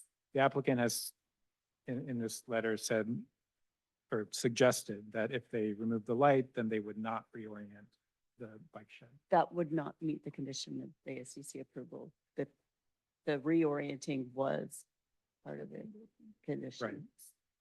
Conditions are not absolute direction. They're requests to look at these 5 things and propose a solution. And so That was not a robust discussion. There was no back and forth to give ideas. So when those conditions of approval come to us, they are actually new to us as well. So just know, Right. there's been no review or discussion on that subject thoroughly. And again, I would probably defer to Chair Herzog if he wanted to add his opinion. But if they disagreed, then we'd have to resolve it. But no one's reviewed this yet. Nothing has been proposed. Can I just put one more Please. piece of input? The staff, when we see that the proposal come in, we would note that and be aware of that and discuss it instantly with the planning and building director, because that is definitely, a condition. And if it's not being met, then that could trigger the proposal to go back to a full ASCC hearing. I would just bring it to ASC's attention that that condition approval, review, it doesn't. Okay, thank you. Well, actually, one more question for you. So in the ASCC meeting, you did reference that you had ideas about reducing the garage height. So could you elaborate on what those ideas would be? Are they still ideas that you think could work? So lucky for us on the architecture side, right? There's structure, there's always moves to reduce incrementally, right? Are we talking 12 inches? I don't even know, because the correspondence broke down and we tried to outreach back to find out what are these specific needs. We got 20 different responses all around the project. So it was never focused. I don't know. We have large adjacent oak. We have a drip line there, so we can't do substantial grading, but yeah, it could probably drop another 6 inches. Could I adjust structure and reduce just member sizing slightly? I'd like to keep the roof slope consistent through the project. That's in the design guidelines to retain, but 12 inches, yes. 18 inches gets a little harder. 24 inches, that's probably too much. So am I understanding that when you kind of are talking about reducing the height, you're taking kind of the same building and like lowering it into Yeah, the whether it's ground? a combination of subtle moves on plate height and grading, you could easily carve out 12 inches or a little more, no problem. But I don't think that is going to be a resolution in the communications we've had. Okay. I think that's all my questions. I'm interested in talking to Chair Watt. Invite you to remove yourself from the chairs. I'm familiar with the problem. You can ignore that. You can make fun of my fat all you want. That's okay. Okay, Nicholas, back on track. so- What do you want to know? What I want to know is a couple of things. Sure. So one thing was locally, it sounded like you were feeling jammed at the ASCC meeting, that you didn't have enough time, that you would have liked to have extended the meeting to an additional hearing. I think what I was expressing, that at least two of us on the ASCC and a third at this point, want to see, major design projects, come before us, while the parts are still relatively movable, so that story polls, and neighbor responses, neighbor reactions can be judged before there's an enormous amount of investment, by the applicants. In this case, it was very clear, that the basic design portions of the project, the driveway, the house location, the pool location, in general, the protection and preservation of trees, and open spaces, was appropriate. We were down to one real issue, which was visual mitigations, for the garage. The realignment of the access, to the bike shed was to eliminate use, at the end of the building. Use tends to precipitate other things, collections of things and lights, activity and, and other parts of it. So reorienting the doors to the garage, to the bike shed, from the end of the building, to the driveway side. I saw, and I think the ASCC, concurred, would reduce the impact of that building from an activity and a lighting standpoint. We also wanted the preservation of tree 10, and we wanted to be able to see, the landscape plan and the fence resolution. The fence resolution is not insignificant on this project, and it's not been discussed at all, but it's a significant part, of the conditions of approval that need to be resolved to eliminate, wildlife traps, because there's essentially two sets of fences, that should somehow be resolved into one or none. So the pressure that we felt was around the length of the project. The length the project has been, into the town. The investment, that the applicant, had, and what, clearly we saw from, the approvals that we'd already seen from WASC, to have been vetted pretty well. So the ASCC, in concurrence with each other, developed mitigations that we feel that over the gestation of the design as it, goes through the building permit process, will resolve the majority of these issues. And I think, what I've heard tonight, with some level of reduction in height, the continuing the conditions that, were already, presented,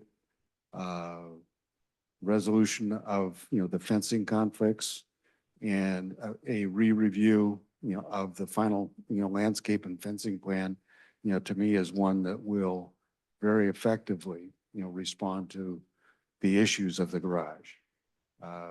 The tennis court and the process, is something that I can't really speak to. I'm not a tennis player, but I still, think the out of bounds area is really important. So, but the pressure was one that was multifaceted, because of, process since COVID, process, since, staffing issues, process since technology, process that, Dana was, scheduled to have her ankle surgery. I mean, there was some quorum issues during the summer. It really was a whole set of a variety of issues, that most of which were unrelated, to the project or the design.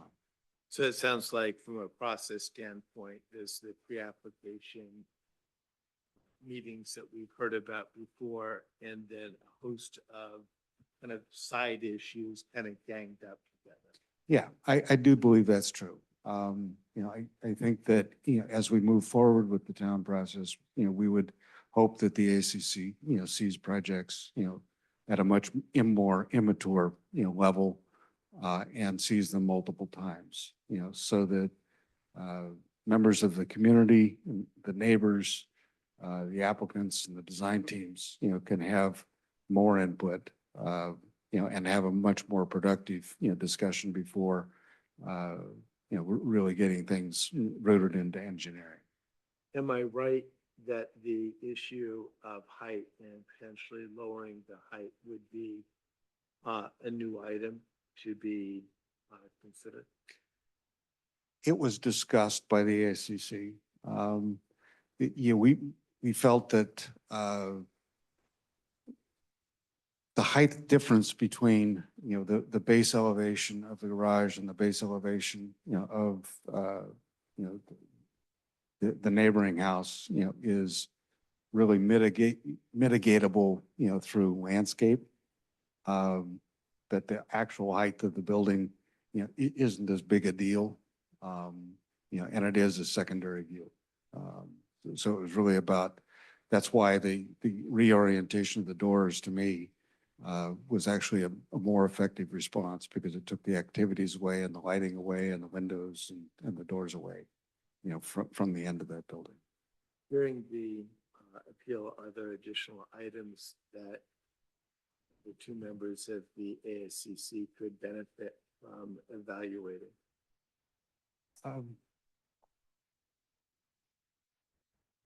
Yes, is the short answer.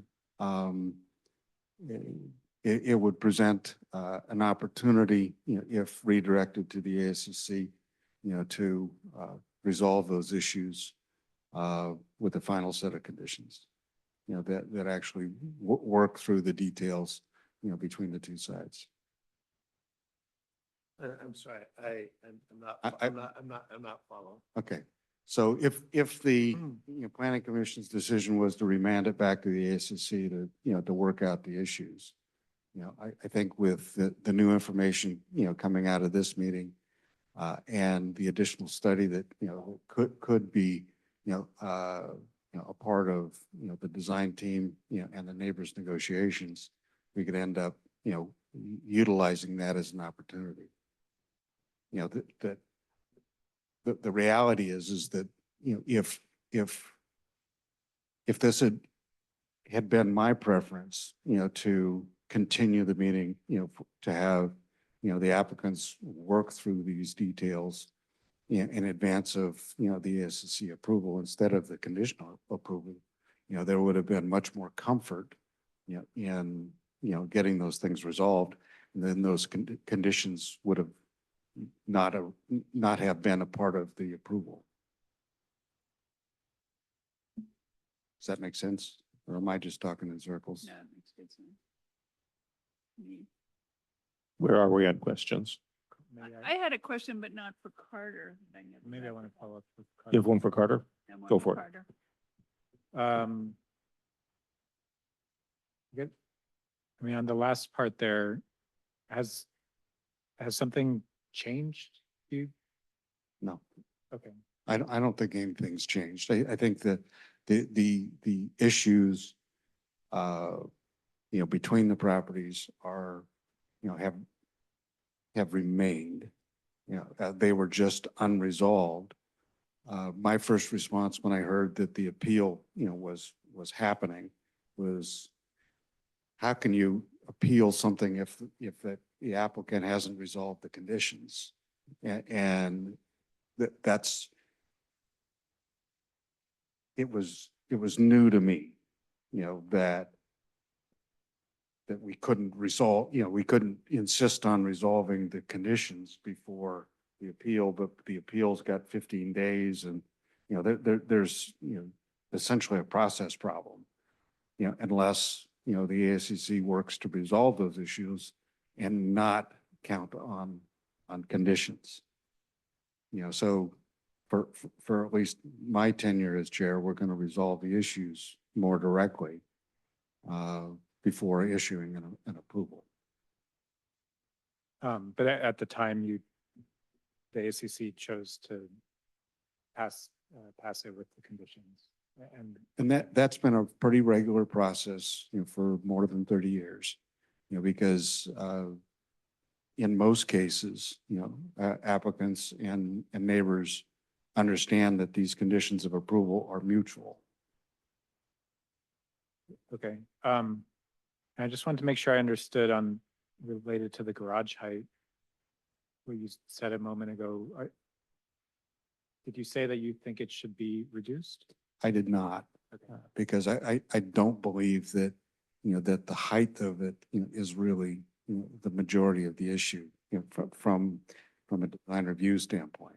You know, it's really about the mitigations associated with it.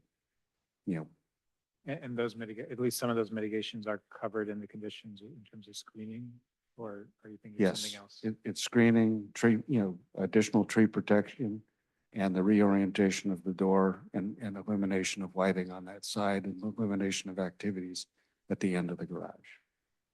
And all of that you feel like is included in the conditions as written. Yes. Perfect. It also provided the opportunity for additional reorientation on the applicant's part if they decided, that they wanted something different. And that also is the reason for two members of the ASCC to review, the updated, and if those two members decide that they don't meet, the conditions of approval or, the spirit of the condition of approval, then they would then refer it back to the entire ASCC. Right. For review. So under that condition, there's a intermediate step that Closer to the mic. there's an intermediate step that you're suggesting that we bypass if we were to simply remand it back to the ASCC. And so in the one case, we could remand to ASCC for further evaluation of the conditions, the conditions. The other would be to have the two ASCC members work with applicant to resolve those issues. And if those issues couldn't be resolved, then it would end up back with ASCC. Well, that, And then appealable back to the planning commission. yes, kind of. I think the planning commission, as the, Board of Adjustment, has the opportunity to direct the process. So you could say, you would stay the appeal right now, and, maintain jurisdiction, directing, the process to move forward as it was intended. And that if two members didn't like it, send it, have it go back to the ASCC just as you've resolved. And if the appellant still is unsatisfied, to bring it back to you for final decision. Where you could see the project de novo, you could, see the project, establish additional conditions. There's a wide variety of things, available to the Board of Adjustment. Sure, but under the first option, my understanding is the first option is the same as what the existing decision would be if we were to reject the appeal. If we were to reject the appeal, then it would go back to the two members of the ASCC. If resolution couldn't be established, then the ASCC makes a determination, and either party then gets to appeal back to the planning commission. It goes to your earlier, Would it be a fresh appeal or is it, continuation of the current appeal? it'd be a fresh appeal. We deny this evening. It goes back to the two members and the applicant. Resolution isn't achieved, then it goes to the ASCC and back to the PC. Should there be an appeal, and then we review that help us de novo. I would, if I were in your shoes, or anyone's shoes, I'd prefer that you maintain jurisdiction, and continue it. Because I think that, provides greater motivation. Could we accomplish the same thing with a time frame? For my earlier inquiry, I think so. so rather but than that- maintain our jurisdiction, deny the appeal with some time frames, friendly amendment to where you were going, that it would get through the I'll- AFCC. I think I'll sit down. Yeah, okay. So Thank one, you for I do have, what we were all I have a thinking, related though. question though. If they were forced to do another appeal, then there'd be another charge Correct. for appeal, No. which is like 15K. Mr. Chair, if you'd like, I can kind of highlight some of the options that. Yeah, the commission well, has. wait a minute. So we actually, we're sort of moving into discussion. You're doing that, aren't you? So I kind of think we need to finish the questions, let the public comment, and then get into maybe what some of the options are. And Well, I s- I think it's reasonable to get that. I mean, I have that as a question. So can I just ask that as a question, what the options are, and then we can get that out before. the public Sure. comment? Go for it. Sure. It's in your staff report, but I'll be brief. Okay, wait a minute. I also- got one from the architect. Just because we're going down the route of hypotheticals right there. I would consider it a complete failure if I could not help resolve those 5 conditions of approval from ASCC. While we gave a very cursory glimpse of ideas, if reorienting the door and taking it away, if we can't do it, we'll take it away. We're not gonna fight back on conditions of approval. That's not how design review approvals work. So you address those and you make sure those are addressed. So this would never go back. We will address those to their satisfaction, no matter what. I'll do that in every jurisdiction. Thank you. Mhm. And back to Ronnie's question. Brief. I'll be brief, and there'll be more discussion of this when, if you're considering action after you've deliberated. You could deny the appeal and uphold the SCC. You could deny the appeal and uphold the ASCC, but add new conditions to the project. And please tell me if I get it wrong. And you could approve the appeal and then that would rescind the approval and send the project back to the ASCC for additional consideration.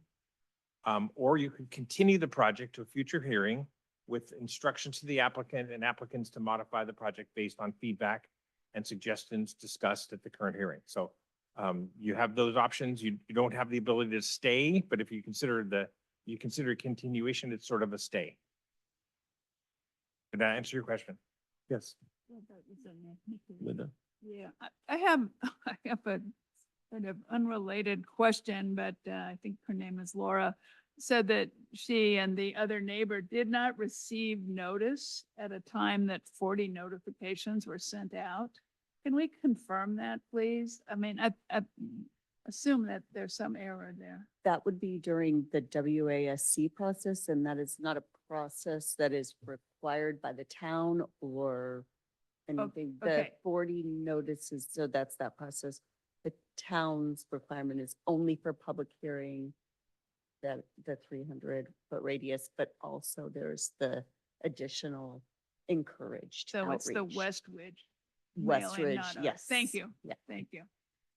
I'll just confirm, we did not receive notification. Of course, I was hospitalized, so I did follow up with this with Dave Strom, and the only notification that we received was from George Savish on July 6th to my email.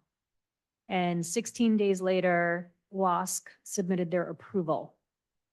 So even had I not been hospitalized, it's a very The tight Westridge people. turnaround. And we were told repeatedly, well, you didn't submit your comments Understand. and you were notified.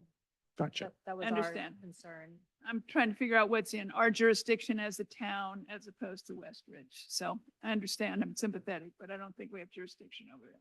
But thank you. Sure. If I had somewhere I could kick, I'd kick them, but it's not in my jurisdiction. Okay, thank you. Question. At least you're here now. Do we have questions?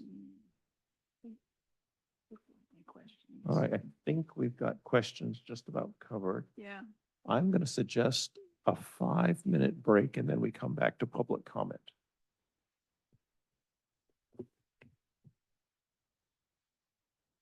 yeah, all my questions.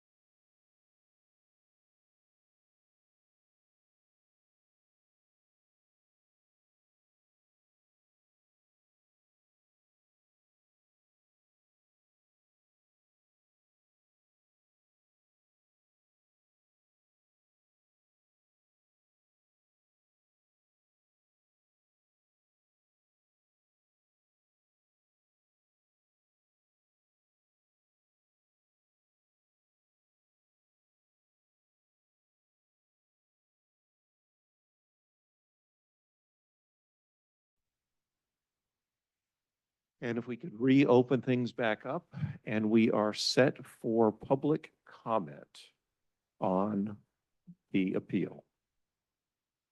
So I am looking for public comment.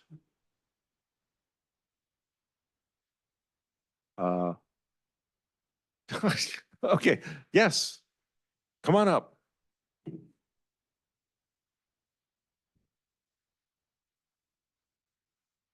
Hi, so my name is Stefan Gottlieb. I'm an architect from Europe, and I'm a former licensed structural engineer. Retired, no longer do that, but I have quite a bit of experience both in design as well as, safety and construction.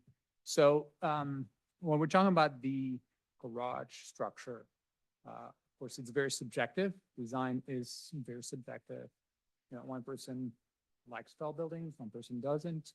I think what it comes down to is, my understanding is the location of the trash enclosure and where it's at prevents from the structure to be moved away slightly, away from the property line, as well as the height. And I completely understand from the architect's point of view that he does want to match, the slope of the roofs. There's always creative ways to get to the final goal while satisfying both sides. So, my suggestion would be to kind of go in and reconsider and see if it can be resolved so that both parties can be happy. When we come to tennis court, my concern, so I've been at the property, I've seen, where the garage would be, and of course, I have my opinion. I think it would be way too high. When you're looking at the overall size of the structure and height, just the ratio just doesn't feel right to me personally, but again, very subjective. When we're talking about the tennis court, the SEC is talking about looking at the drainage. My concern is actually bigger than the drainage, is what has happened over the last 50 years. When I was a licensed structural engineer in this area, I've examined a lot of projects, done a lot of crawl spaces, and what's going on underneath the surface is usually more concerning than what you see on the surface. And looking at the fact that there was already some landslides happening in the past, and doing any type of modification construction on the tennis courts could only trigger more things. If you're looking at, sinkholes just come out of nowhere because you don't know what's happening underneath the road. And then people keep on driving, and at one point it just collapses. So in terms of safety, I would highly recommend reevaluating and doing a in-depth analysis of what's going on in there. If, requirement of moving the tennis court a couple of feet more, or even putting some retaining walls or whatever might happen to prevent any future landslide. And the danger can also happen on the tennis court itself. Like it can crack, fall over, a lot of things can happen. And going back to the abandonment and encroachment of the setback rules, my understanding and my experience in the past has been that if you leave a structure as it is, you don't have to do anything. When we're talking about, and that's my experience, when you talk about more than 50% of the cost, it's when you're looking at bringing a structure up to code. The problem is when you're looking at setbacks, that does not apply, because if you're encroaching on the setback and you touch it, then you automatically have to bring it up to code. It has nothing to do with the cost of the model. The moment that you move and adjust something, Okay, you have to bring it up. time's up. So, thank you very much. Of course. Do we have any public comments from Zoom? I'm not. No hands raised. No. Yeah, I got it up. Okay. All right. I will close public comment and bring it back for discussion. All right, team. Discussion time.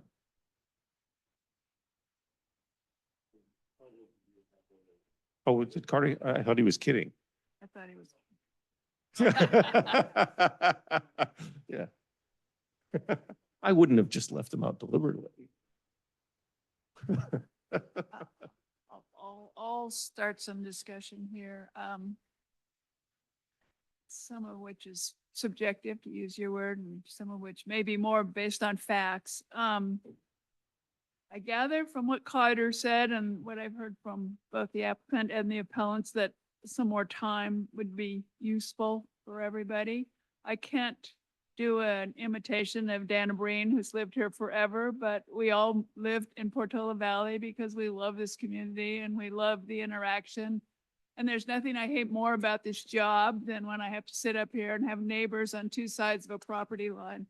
One of the first meetings I came to was about moving a fence because somebody's peach tree was over the fence. I happen to live at the ranch where I can't have a peach tree, so that made the whole thing irritating. So I guess for what I can offer, I am older than all of you. I really want to find a way for you all to work this out. And that's just, like I say, coming from my heart. And you've got professionals on both sides, and I don't want this to run on. So I guess that's my first point. My second point would be that I did go right to the tennis court when I got this 400 pages of documents, and I went out there and looked at your tennis court, and actually for how long it's been there was in pretty good shape, I thought. So I'm less concerned about the subsurface structure, just by the mere fact that it's there. That's not substantiated necessarily in all these documents, but there's a lot in these documents about substructure materials, and I looked at that. I even looked at some of the boring logs. I've done some of that. So I think that for a part of your property that you're not actively using, I think the gesture to move it back 3 feet was a reasonable gesture, and that's my opinion, and it's supporting what the ASCC did. And I guess I was concerned before the meeting started, but I'm assured now that the drainage will be handled both onto your property and onto the other part of your property. And that was a high concern of mine. So I'm concerned, I'm convinced that will be handled. And, you know, I feel like Carter hinted around the fact that there might be a little bit of room to resolve this sort of issue of the garage height if everybody was given a little more time to look at it. I feel like you've resolved, the ASCC resolved it with your conditions, but it sounds to me like some of those conditions still need to be digested, for lack of a better word. So I would like to see that happen, and I would like to see that happen in a time specific. I mean, nobody wants to spend their lives rehashing things, and we all want to get on with our lives, and I'm sure you feel that as much as you do. So I'd like to see that happen in a specific time frame as you can have happen. I will apologize just because it's driving me crazy for everybody here about the staff issues we've had at this town. I have a building permit application myself for a wholly interior, changing some covers and changing some appliances.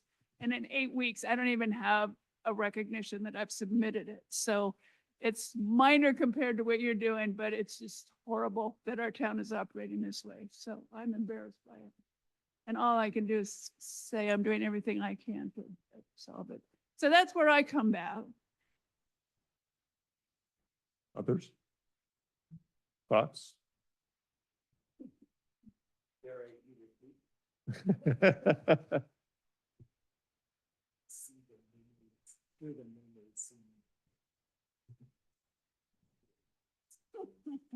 Okay. So we have to know what review. In general, my view is, this is a compelling reason for significant oversight. I'm going to defer to the ASCC. Like everybody has to get along, but I'm also really interested in finality, and I'm also interested in the expertise that represented by the ASCC in technical matters that they're in many ways more proficient. And respectfully, this body is the in this case. Yeah, that and pushing the button to have the mic go on is apparently something that I'm less proficient at as well. So you probably should repeat what you just said. Dare I eat a peach? Oh, skip that part. Skip ahead, yeah. So in general, I'm going to, and I have over the course of 12 years deferred to the ASCC, except in those cases where there is some new information or there's a matter that's evident that should be reviewed, notwithstanding the fact that this body has de novo review. And I do that because of both the expertise that's embodied in the ASCC and also for reasons of finality. This shouldn't be just another bite at the peach. And in this case, we have the chair of the ASCC recognizing that some additional time in a focused way on focused matters would be useful. And if this body were to maintain jurisdiction, it would do two things, I would observe. One is it would spare applicants an additional 15K, which I think is meaningful. And two, I think that we could set the terms of the period in which we're going to have the matter returned to us, which could force a defined period more so than simply denying and letting the issue play out and then come back to us. Interestingly, I think maintaining jurisdiction could actually move the process along and be more favorable to both the appellant and to the applicant. Would you further explain what maintaining jurisdiction means? Sure. This body would continue the process with direction to the parties to meet and confer with the two members of the ASCC. I'm not sure I'd be open to suggestion as to whether the ASCC as a whole would need to review. I tend to think not. And then for the matter to return to this body within a set period of time, once the issues have some more granularity associated with them, and so that we can make a more refined decision with the benefit of that additional time and insights from our brothers and sisters on the ASCC. You said bear the applicant 15K, but would you mean payment? Correct, yes. So that's my thought, and I'm not sure that you can keep jurisdiction and at the same time, I guess you could remand back to the ASCC. But I'm not sure, I think that we lose some time and control if we were to do that. I don't see why we couldn't remand it back with a time constraint in it. It just feels very much like a denial if we were to do that. And then what it would do is it would allow us to, again, keep 15K in the pockets of the appellant, and also establish a specific time period. Is there any way we could waive that 15,000 if it came up again? The continuance wouldn't require another appeal fee. But with the planning commission, if No, we're tracking that. Yeah, Okay, yeah. so I guess I'm confused about. Yes, so I think the thought was if we remanded it back to the ASCC, then it might trigger Yes. another appeal. You Yeah. could, option 4 was to continue matter. You could continue it to a date certain, not Yes. necessarily in the future, but pick a date. And that might provide you the sort of deadline you're looking for. And with instructions. And the instructions would be that it goes to the ASCC in whole, or? I'm open. I don't, and my thought was 2 members of the ASCC ought to be sufficient, but I don't Well, feel that is strongly. one of the conditions they set up, but I'd like to let them have the expertise and let them make that decision. 'Cause I agree with you about it deferring to their expertise. Okay, I can go with that. I sure don't want to see it again, but I could go to that. I think that hopefully we'll see it like you. Ronnie, we haven't heard from you yet. With Jim. So I think, from my perspective, the 2 primary remaining issues are the tennis court and the garage height. On the tennis court, I understand why the neighbors are concerned. However, I think that, I think that basically the processes of going through the town geologist and engineer through permitting, will ensure that it's done in a way that, is going to be proper and contain the drainage and not have a further negative impact on the neighbor property. So I don't see a reason to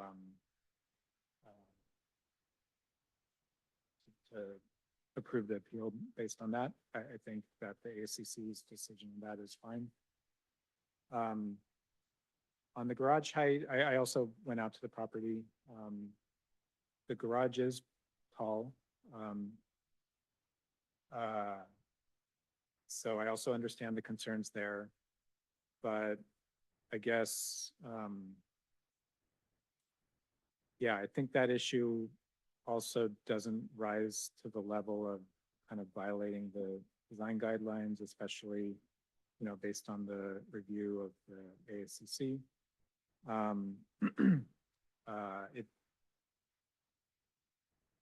Yeah, I don't think it rises to the level of, a compelling reason to uphold an appeal.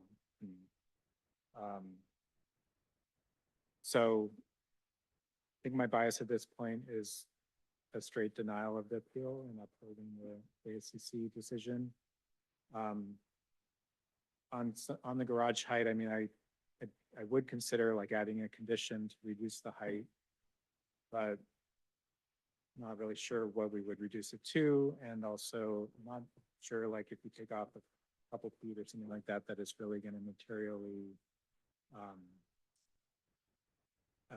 improve things for the neighbor.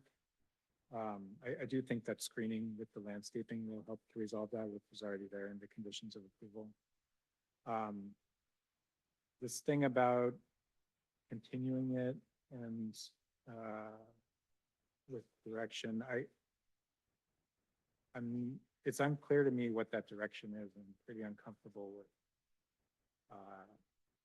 continuing it without like very clear understanding of what the direction is. I think the applicants and the applicant and appealant are at an impasse, and it's I don't think yeah, I guess I'm not envisioning how it's going to get resolved. And I don't think that there's new information per se since the ASCC process. So yeah, I mean, definitely, I think they're going to be neighbors for a long time, and if there's a way that they can have a more collaborative and productive outcome, in favor of that, I'm not really seeing continuing this for a future hearing is going to enable that by the end of December. I do agree with you on the tennis court. If on some scenario, we're sending this back to the AFCC, the tennis court part of the appeal is denied as far as I'm concerned. So at least in that regard, you and I agree. You want to deny the whole thing, but Okay. But And I would, then- the only thing I would send it back on, I think, would be the garage and the visual issues around the whole thing. So that would be my direction, if it went back to the ASCC. And they've reviewed that once, and Yeah. so the direction is what? Like, Try to take another look at it. I thought I heard Carter say something he'd heard for the first time. I thought I heard the architect say something about how he made a preliminary response, but he could make a more detailed response. So my thinking is a period of time for some interaction to see if they can work it out. You might be right. They may just be at an irresolvable point and there may be nothing we can do. But that'd be okay. It comes back to us. And then we say, thanks very much. Been an interesting 6 weeks. Yeah. So I have some thoughts. So I'm actually, well, on the tennis court, I think we're all totally agreed on that. That's off the table in the sense of our normal process should handle that and is expected to do so, and all the right discussions have occurred about the drainage and where it needs to go. I believe that the garage, as they stated, certainly meets our code. So that would not be, to say that it doesn't meet our code wouldn't apply. That would not be a reason, as you say, for approving the appeal. I do, however, note that this concern about time, both from the ASCC and also from the applicant in terms of what has gone on, and we have had a lot of things not proceed as they should, and staffing issues. I'm actually heading towards looking at the conditions that were set up under the ASCC approval. I would actually like to see those resolved before we make a decision. So I'm not trying to add any new conditions in. I don't think I'm, like, back to the old ASCC knows far more about that than we do. But I'm feeling uncomfortable with this kind of, what I feel like is a whole making decision right now. So I'm in a mood of saying, I would like to hear back on how those have been resolved as people are thinking in like a 6-week time period. doesn't it take longer than that to resolve? Well, I don't know.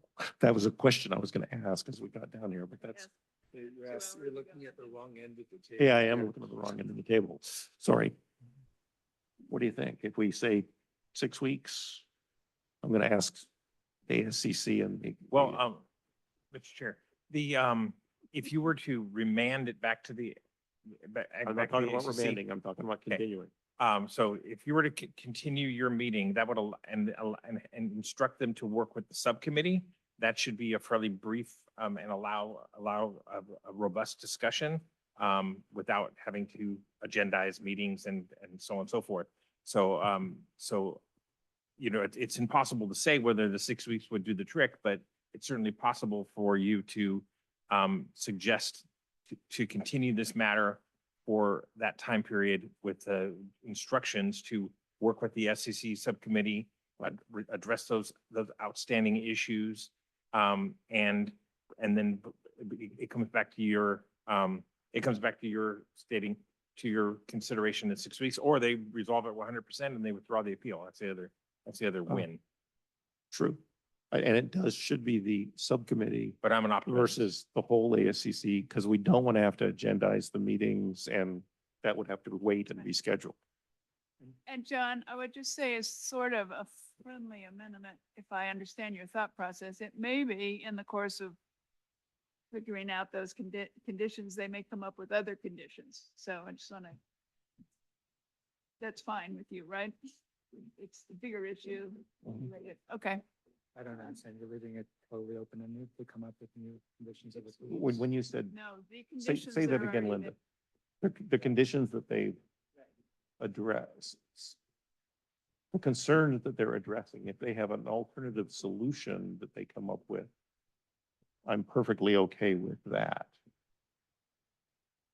Was that your question, Linda? That was my question. I think, and you're talking about the conditions that are already in here that we've discussed. I'm expecting that the items that were called out by the ASCC as needing the two folks to work on are what we're Right. asking them to come back to us on. And he then is asking if it's open-ended, but I don't Well, think that's yeah. open-ended. I think that's very specific in our package. Yeah. Was there something you needed to make it less? I'm not trying to make it open-ended. So, Thought I heard Linda say that as a result of that process, they may come back with more conditions. Maybe I missed that. Well, I was asking him if in resolving those conditions, other issues came up, if that would be included, but I wasn't adding it necessarily. You know, if they're, I can't think like Carter thinks, but if you're thinking about a tree and some bushes and suddenly, suddenly you have to move a wall, you know, something like that, that's a lot. Yeah, I can retract that if it bothers you. But I Okay. understand John's point about the conditions needing further resolution. right. Yeah, we're not looking to have another ASCC full review on this and coming up with new ideas or anything like that. Whatever, what's been approved already is approved, and we're just trying to deal with these items that were, in my mind, kind of left open-ended. And we're saying, we're going to continue until we hear back on those. So the garage height is not included. Yeah, I mean, so that's the question. I'm looking at the conditions and I'm not seeing the garage height. It's not a. And so I don't see that as, so I Okay. would not feel comfortable leaving that out. as How would that's- you word it? Because I think we all agree. I think we're more or less agreeing. We just want to set the parameters up so that everybody's clear, How would I right? deal For the with it? record. You said we all agree. Oh, okay. I think that either I'd ask staff to help me phrase it, or I'd ask the chair of the ASCC to basically send out a lifeline.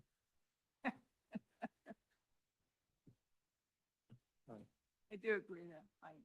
should be in there. I mean, it's a height issue and it's I agree also a with that. potential Agree that height should movement be of the Height and shape. movement at the garage, some number of feet back from the lot line. And those are two issues that we've heard. Okay, so let's add those in.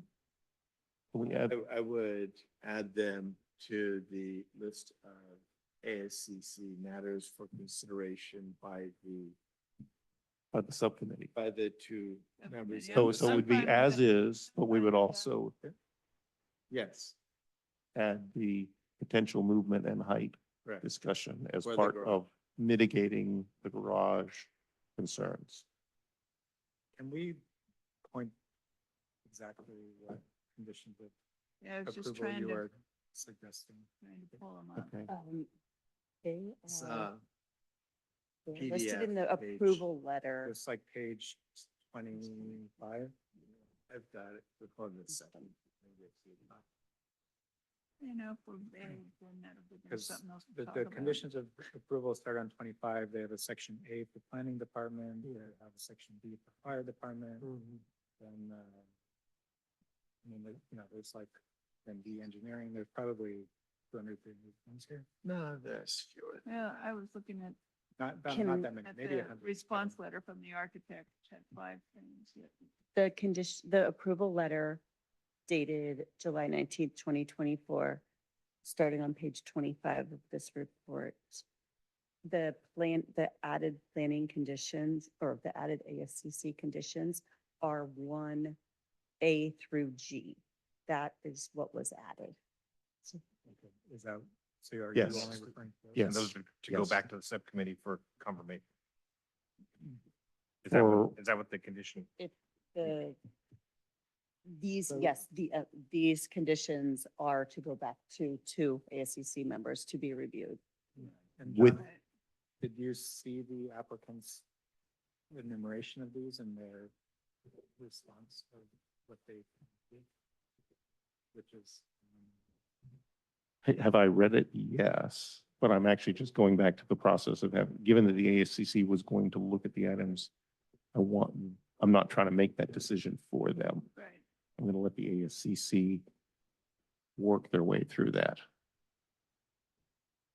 And you're right, people may not come to it. Their decision. Pardon? What did you mean by making their decision for them? He's not going to make the decision for them. Correct. Right. Where are you suggesting that if we deny that appeal, we're making the decision for them? No, I'm just saying, no, I'm saying sorry, I thought you were maybe suggesting we should do that or that the decision was obvious in there. I'm just looking at, there's a number of things the subcommittee was going to look at. I'd like to hear back from them on how those are resolved with the addition of the potential for height and location in there. Okay. So like one of them, item B is updated arborist assessment. So Yeah. does that mean you're gonna wait until an arborist comes out? And I'm going to see what they come up with in 6 weeks and see if we can move it forward. I don't think that one's going to be the one that everybody's worried about the most on, but Yeah, so I Just think, in the garage area in your mind, right? Or is it all over in your mind? no, it's the garages where clearly we got the issue. That's what I think. so I think that we would have a new H, which would be of the form mitigate barrage impacts, and you could probably find a way to characterize those through consideration of height or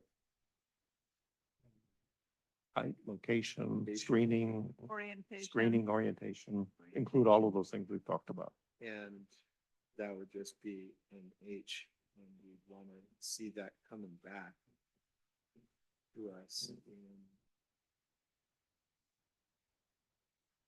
That would be in, on red page 25, H. in PDF. Yeah, that works. Yeah, So that I mean, I works. think that's what I would be looking for. I don't have a view as to time. I don't think I'd want to remand it back to the full ASCC because I'm interested in seeing things move faster. Yeah, I agree.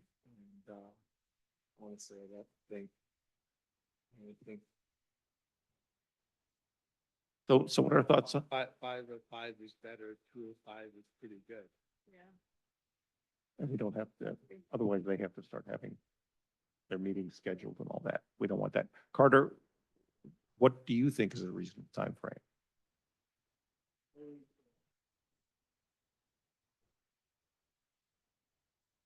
November 6th, is that what you said? Basically.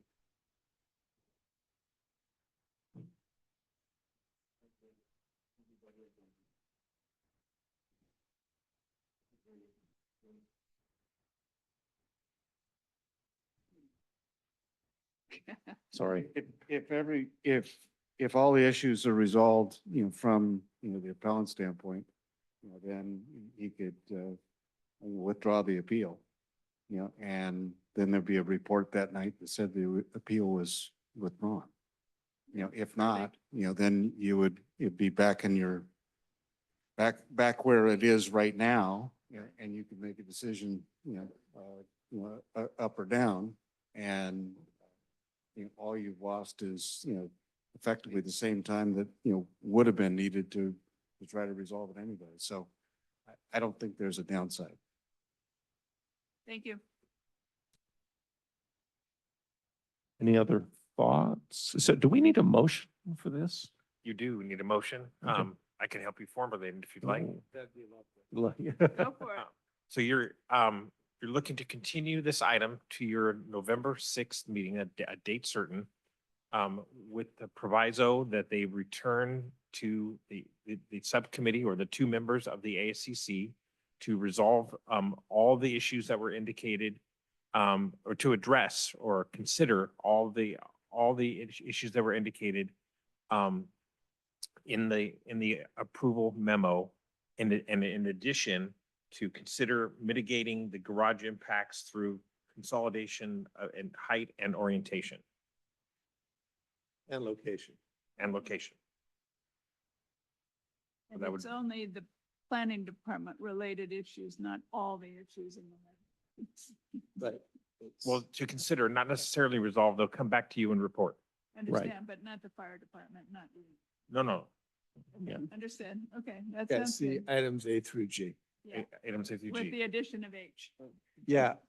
But you Yeah. can say so moved if you I'll want. I'll move that. Yeah, If, I'll second that. Okay, all in favor? Aye. Aye. All against? No. And obviously, we don't have Ann, so. Here we go. So, so you have three in favor, one opposed. Yes, This would return to you in your November 6th meeting. correct. I think we've closed this topic. Really? Let's see, what else do you have there? I guess we are, so, did that make sense to you guys? Well, did you understand it?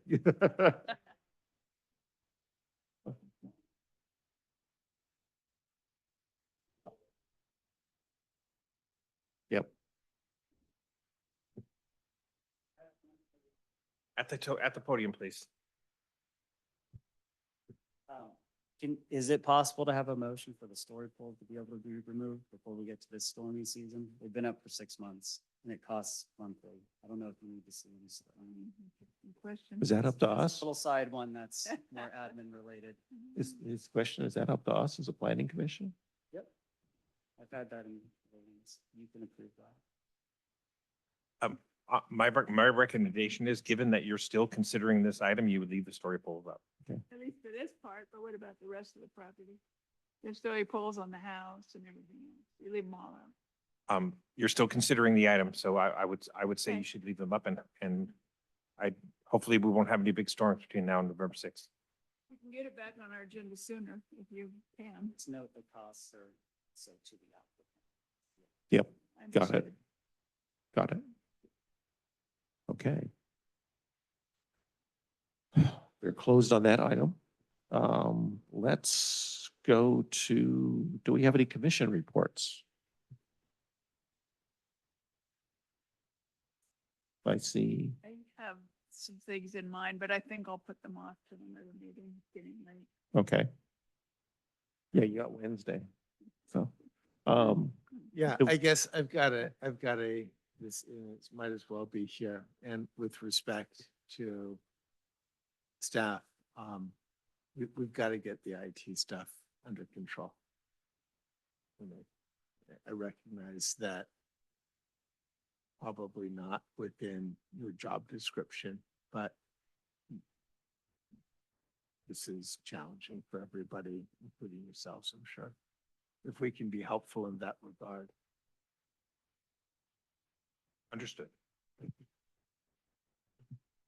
okay, let's move on to any staff reports.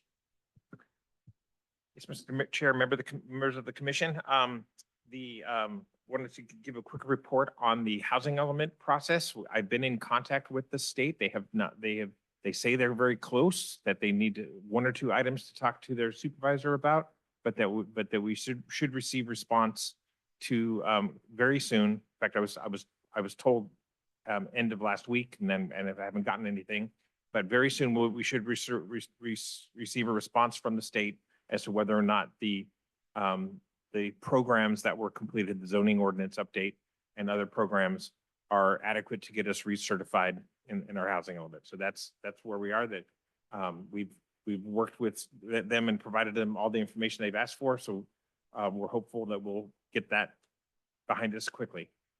In addition, I wanted to state the obvious. We've had serious problems in our building permit process. Our system sort of broke down. It was reliant on sort of legacy systems and staff workarounds. We have been working hard on setting that straight. And we've hired a permanent senior permit technician who is hard at work and issuing permits and moving projects forward. In addition, we have a consultant to help with the backlog and to help him who's also in town moving the permits. John Biggs, who you guys are familiar with, is focused on that entirely. He's working on supervising that effort. I'm taking the lead on all other planning projects. We are starting to make progress, and we're fixing the system at the same time as we're working through the backlog. So it is embarrassing that it came to this. But you know, I will say that I'm hearing contractors and property owners laughing and happy leaving our counter for the first time in a long time. So we're moving these projects forward, and we're going to continue to focus on it. How many permits do you have sitting out there, like for simple remodels and things like that? I don't know the numbers, but I will tell you that there were almost 1,000 emails in the inbox asking status reports, submitting documents, and we're blowing through those as quickly as we can. I'm one of those disgruntled residents, incredibly disgruntled residents. Understood. You know, one of my things on Commissioner's report is I've spent a lot of time looking at, I've talked before at this group about putting together some internal policies, and I talked to Catherine one time when she was our attorney. And one of the things very high on my list, which is quite relevant to this discussion, was that we start to receive, at least until we get a permanent planning director, a monthly report on permits and permit status. So we don't hear anything, but we hear the complaints every single day, everywhere I go, not to mention my own. I mean, it causes financial discord. There have been people coming to town council, people with children who moved out of their house expecting to do a remodel because they didn't want to move the kids once school started. They're living in a house while their remodel cannot get started. You're costing people thousands, probably at least tens, if not hundreds of thousands. You're costing me a few $1,000s. You know, on a weekly basis, and my remodel has zero external impacts. So I'm not very sympathetic to your system, quite frankly, when we're disadvantaging residents this badly. I hear about it every day. I hear about that, and I hear about the technology every day. I mean, people stop me. People I don't even Okay, know okay, stop me at the market. You're not happy. We got it. So I'm going to stop, but it's just enough is enough. Yeah. And I don't know if you guys hear it as much as we do. Can I ask you about the prioritization of projects? As I'm aware that there are life property, health projects which have been delayed. There are other issues which are also important, remodels, some of which, you know, result in people being displaced. What is your process for prioritization of moving forward?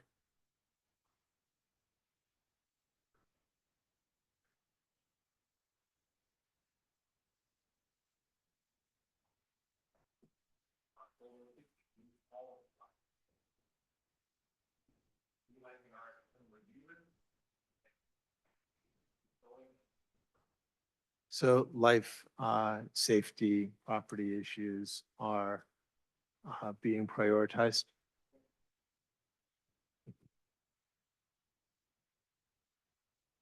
My Any stove's further? unsafe. I should have Any put that. further way up. on the staff report?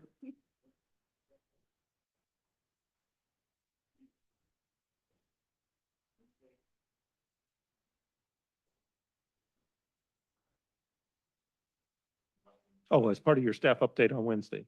Yeah. I think the other thing that we were gonna do, you know, where are we on staffing too, is another one that would be great for everybody to hear.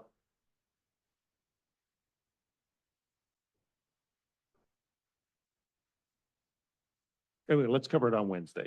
Let's cover it on Wednesday, and then, because we'll have And a I larger didn't run my mic audience. anyways. That completes the staff report. We are closed for the evening. Thanks, everyone. Oh, I guess we have. Do we have final other comment. comments? Yeah, you're right. Sorry, you're correct. Public comment on staff reports, I suppose. During this meeting, I wrote a few things that I thought were important. I think directions should be typed up and left in the schoolhouse, how to set up proper technology for Zoom meetings at home. Today, the incorrect meeting number and passcode didn't allow us to just double click and get into this meeting. The Zoom, those at home cannot see the meeting, commissioners or the audience, therefore the YouTube will not be complete for the first hour. How will the PV staff solve this technology problem for the remainder of this week and in the future? So when a new chairperson comes to lead a meeting, where do they go to look for directions? Is it in a binder? Is it back in the audio room? I see chairs and again not know what to do. And then the technology changes. Now we have a new chair. So new chairs need to be trained. We need a written book of what it is that you need to do in this room. And we need processes, better processes. Thank you. Thank you. And I see one hand up online too. So, Rita, we're just unmuting you. Thank you for taking my comment. I just want to agree with the previous speaker. The technology is really hurting our town.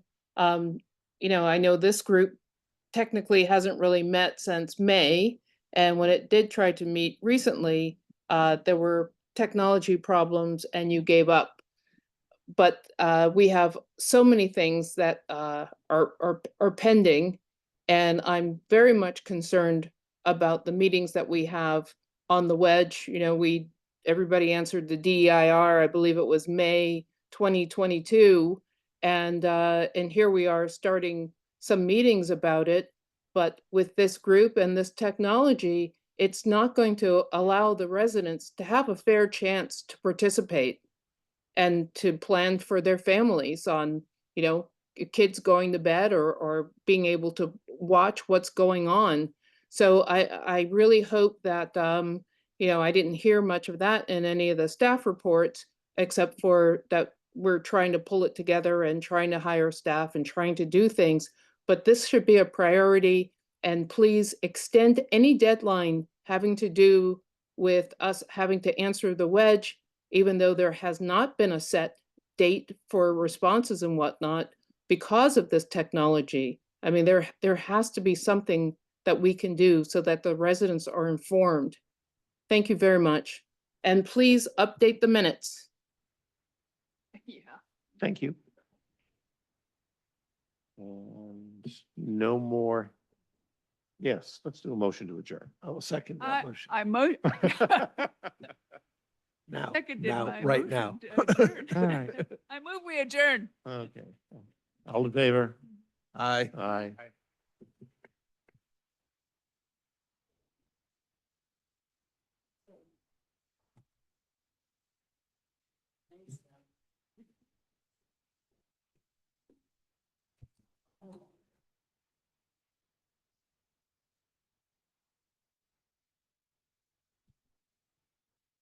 We had a similar sort of thing come up on the, the would have been resolved if we simply had a pre-application meeting. I know that we used to have that. And the fullness of that ability to sit that along with everything else. Yeah, I mean, I've done that many times. This is. I'm sympathetic to the old.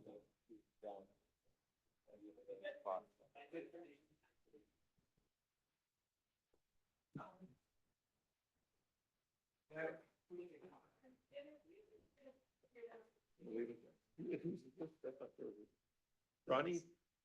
No. It's the, biker bag, George. There you go.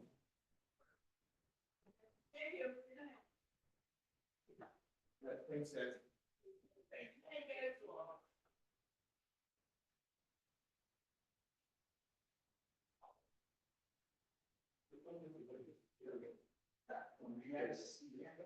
It's not,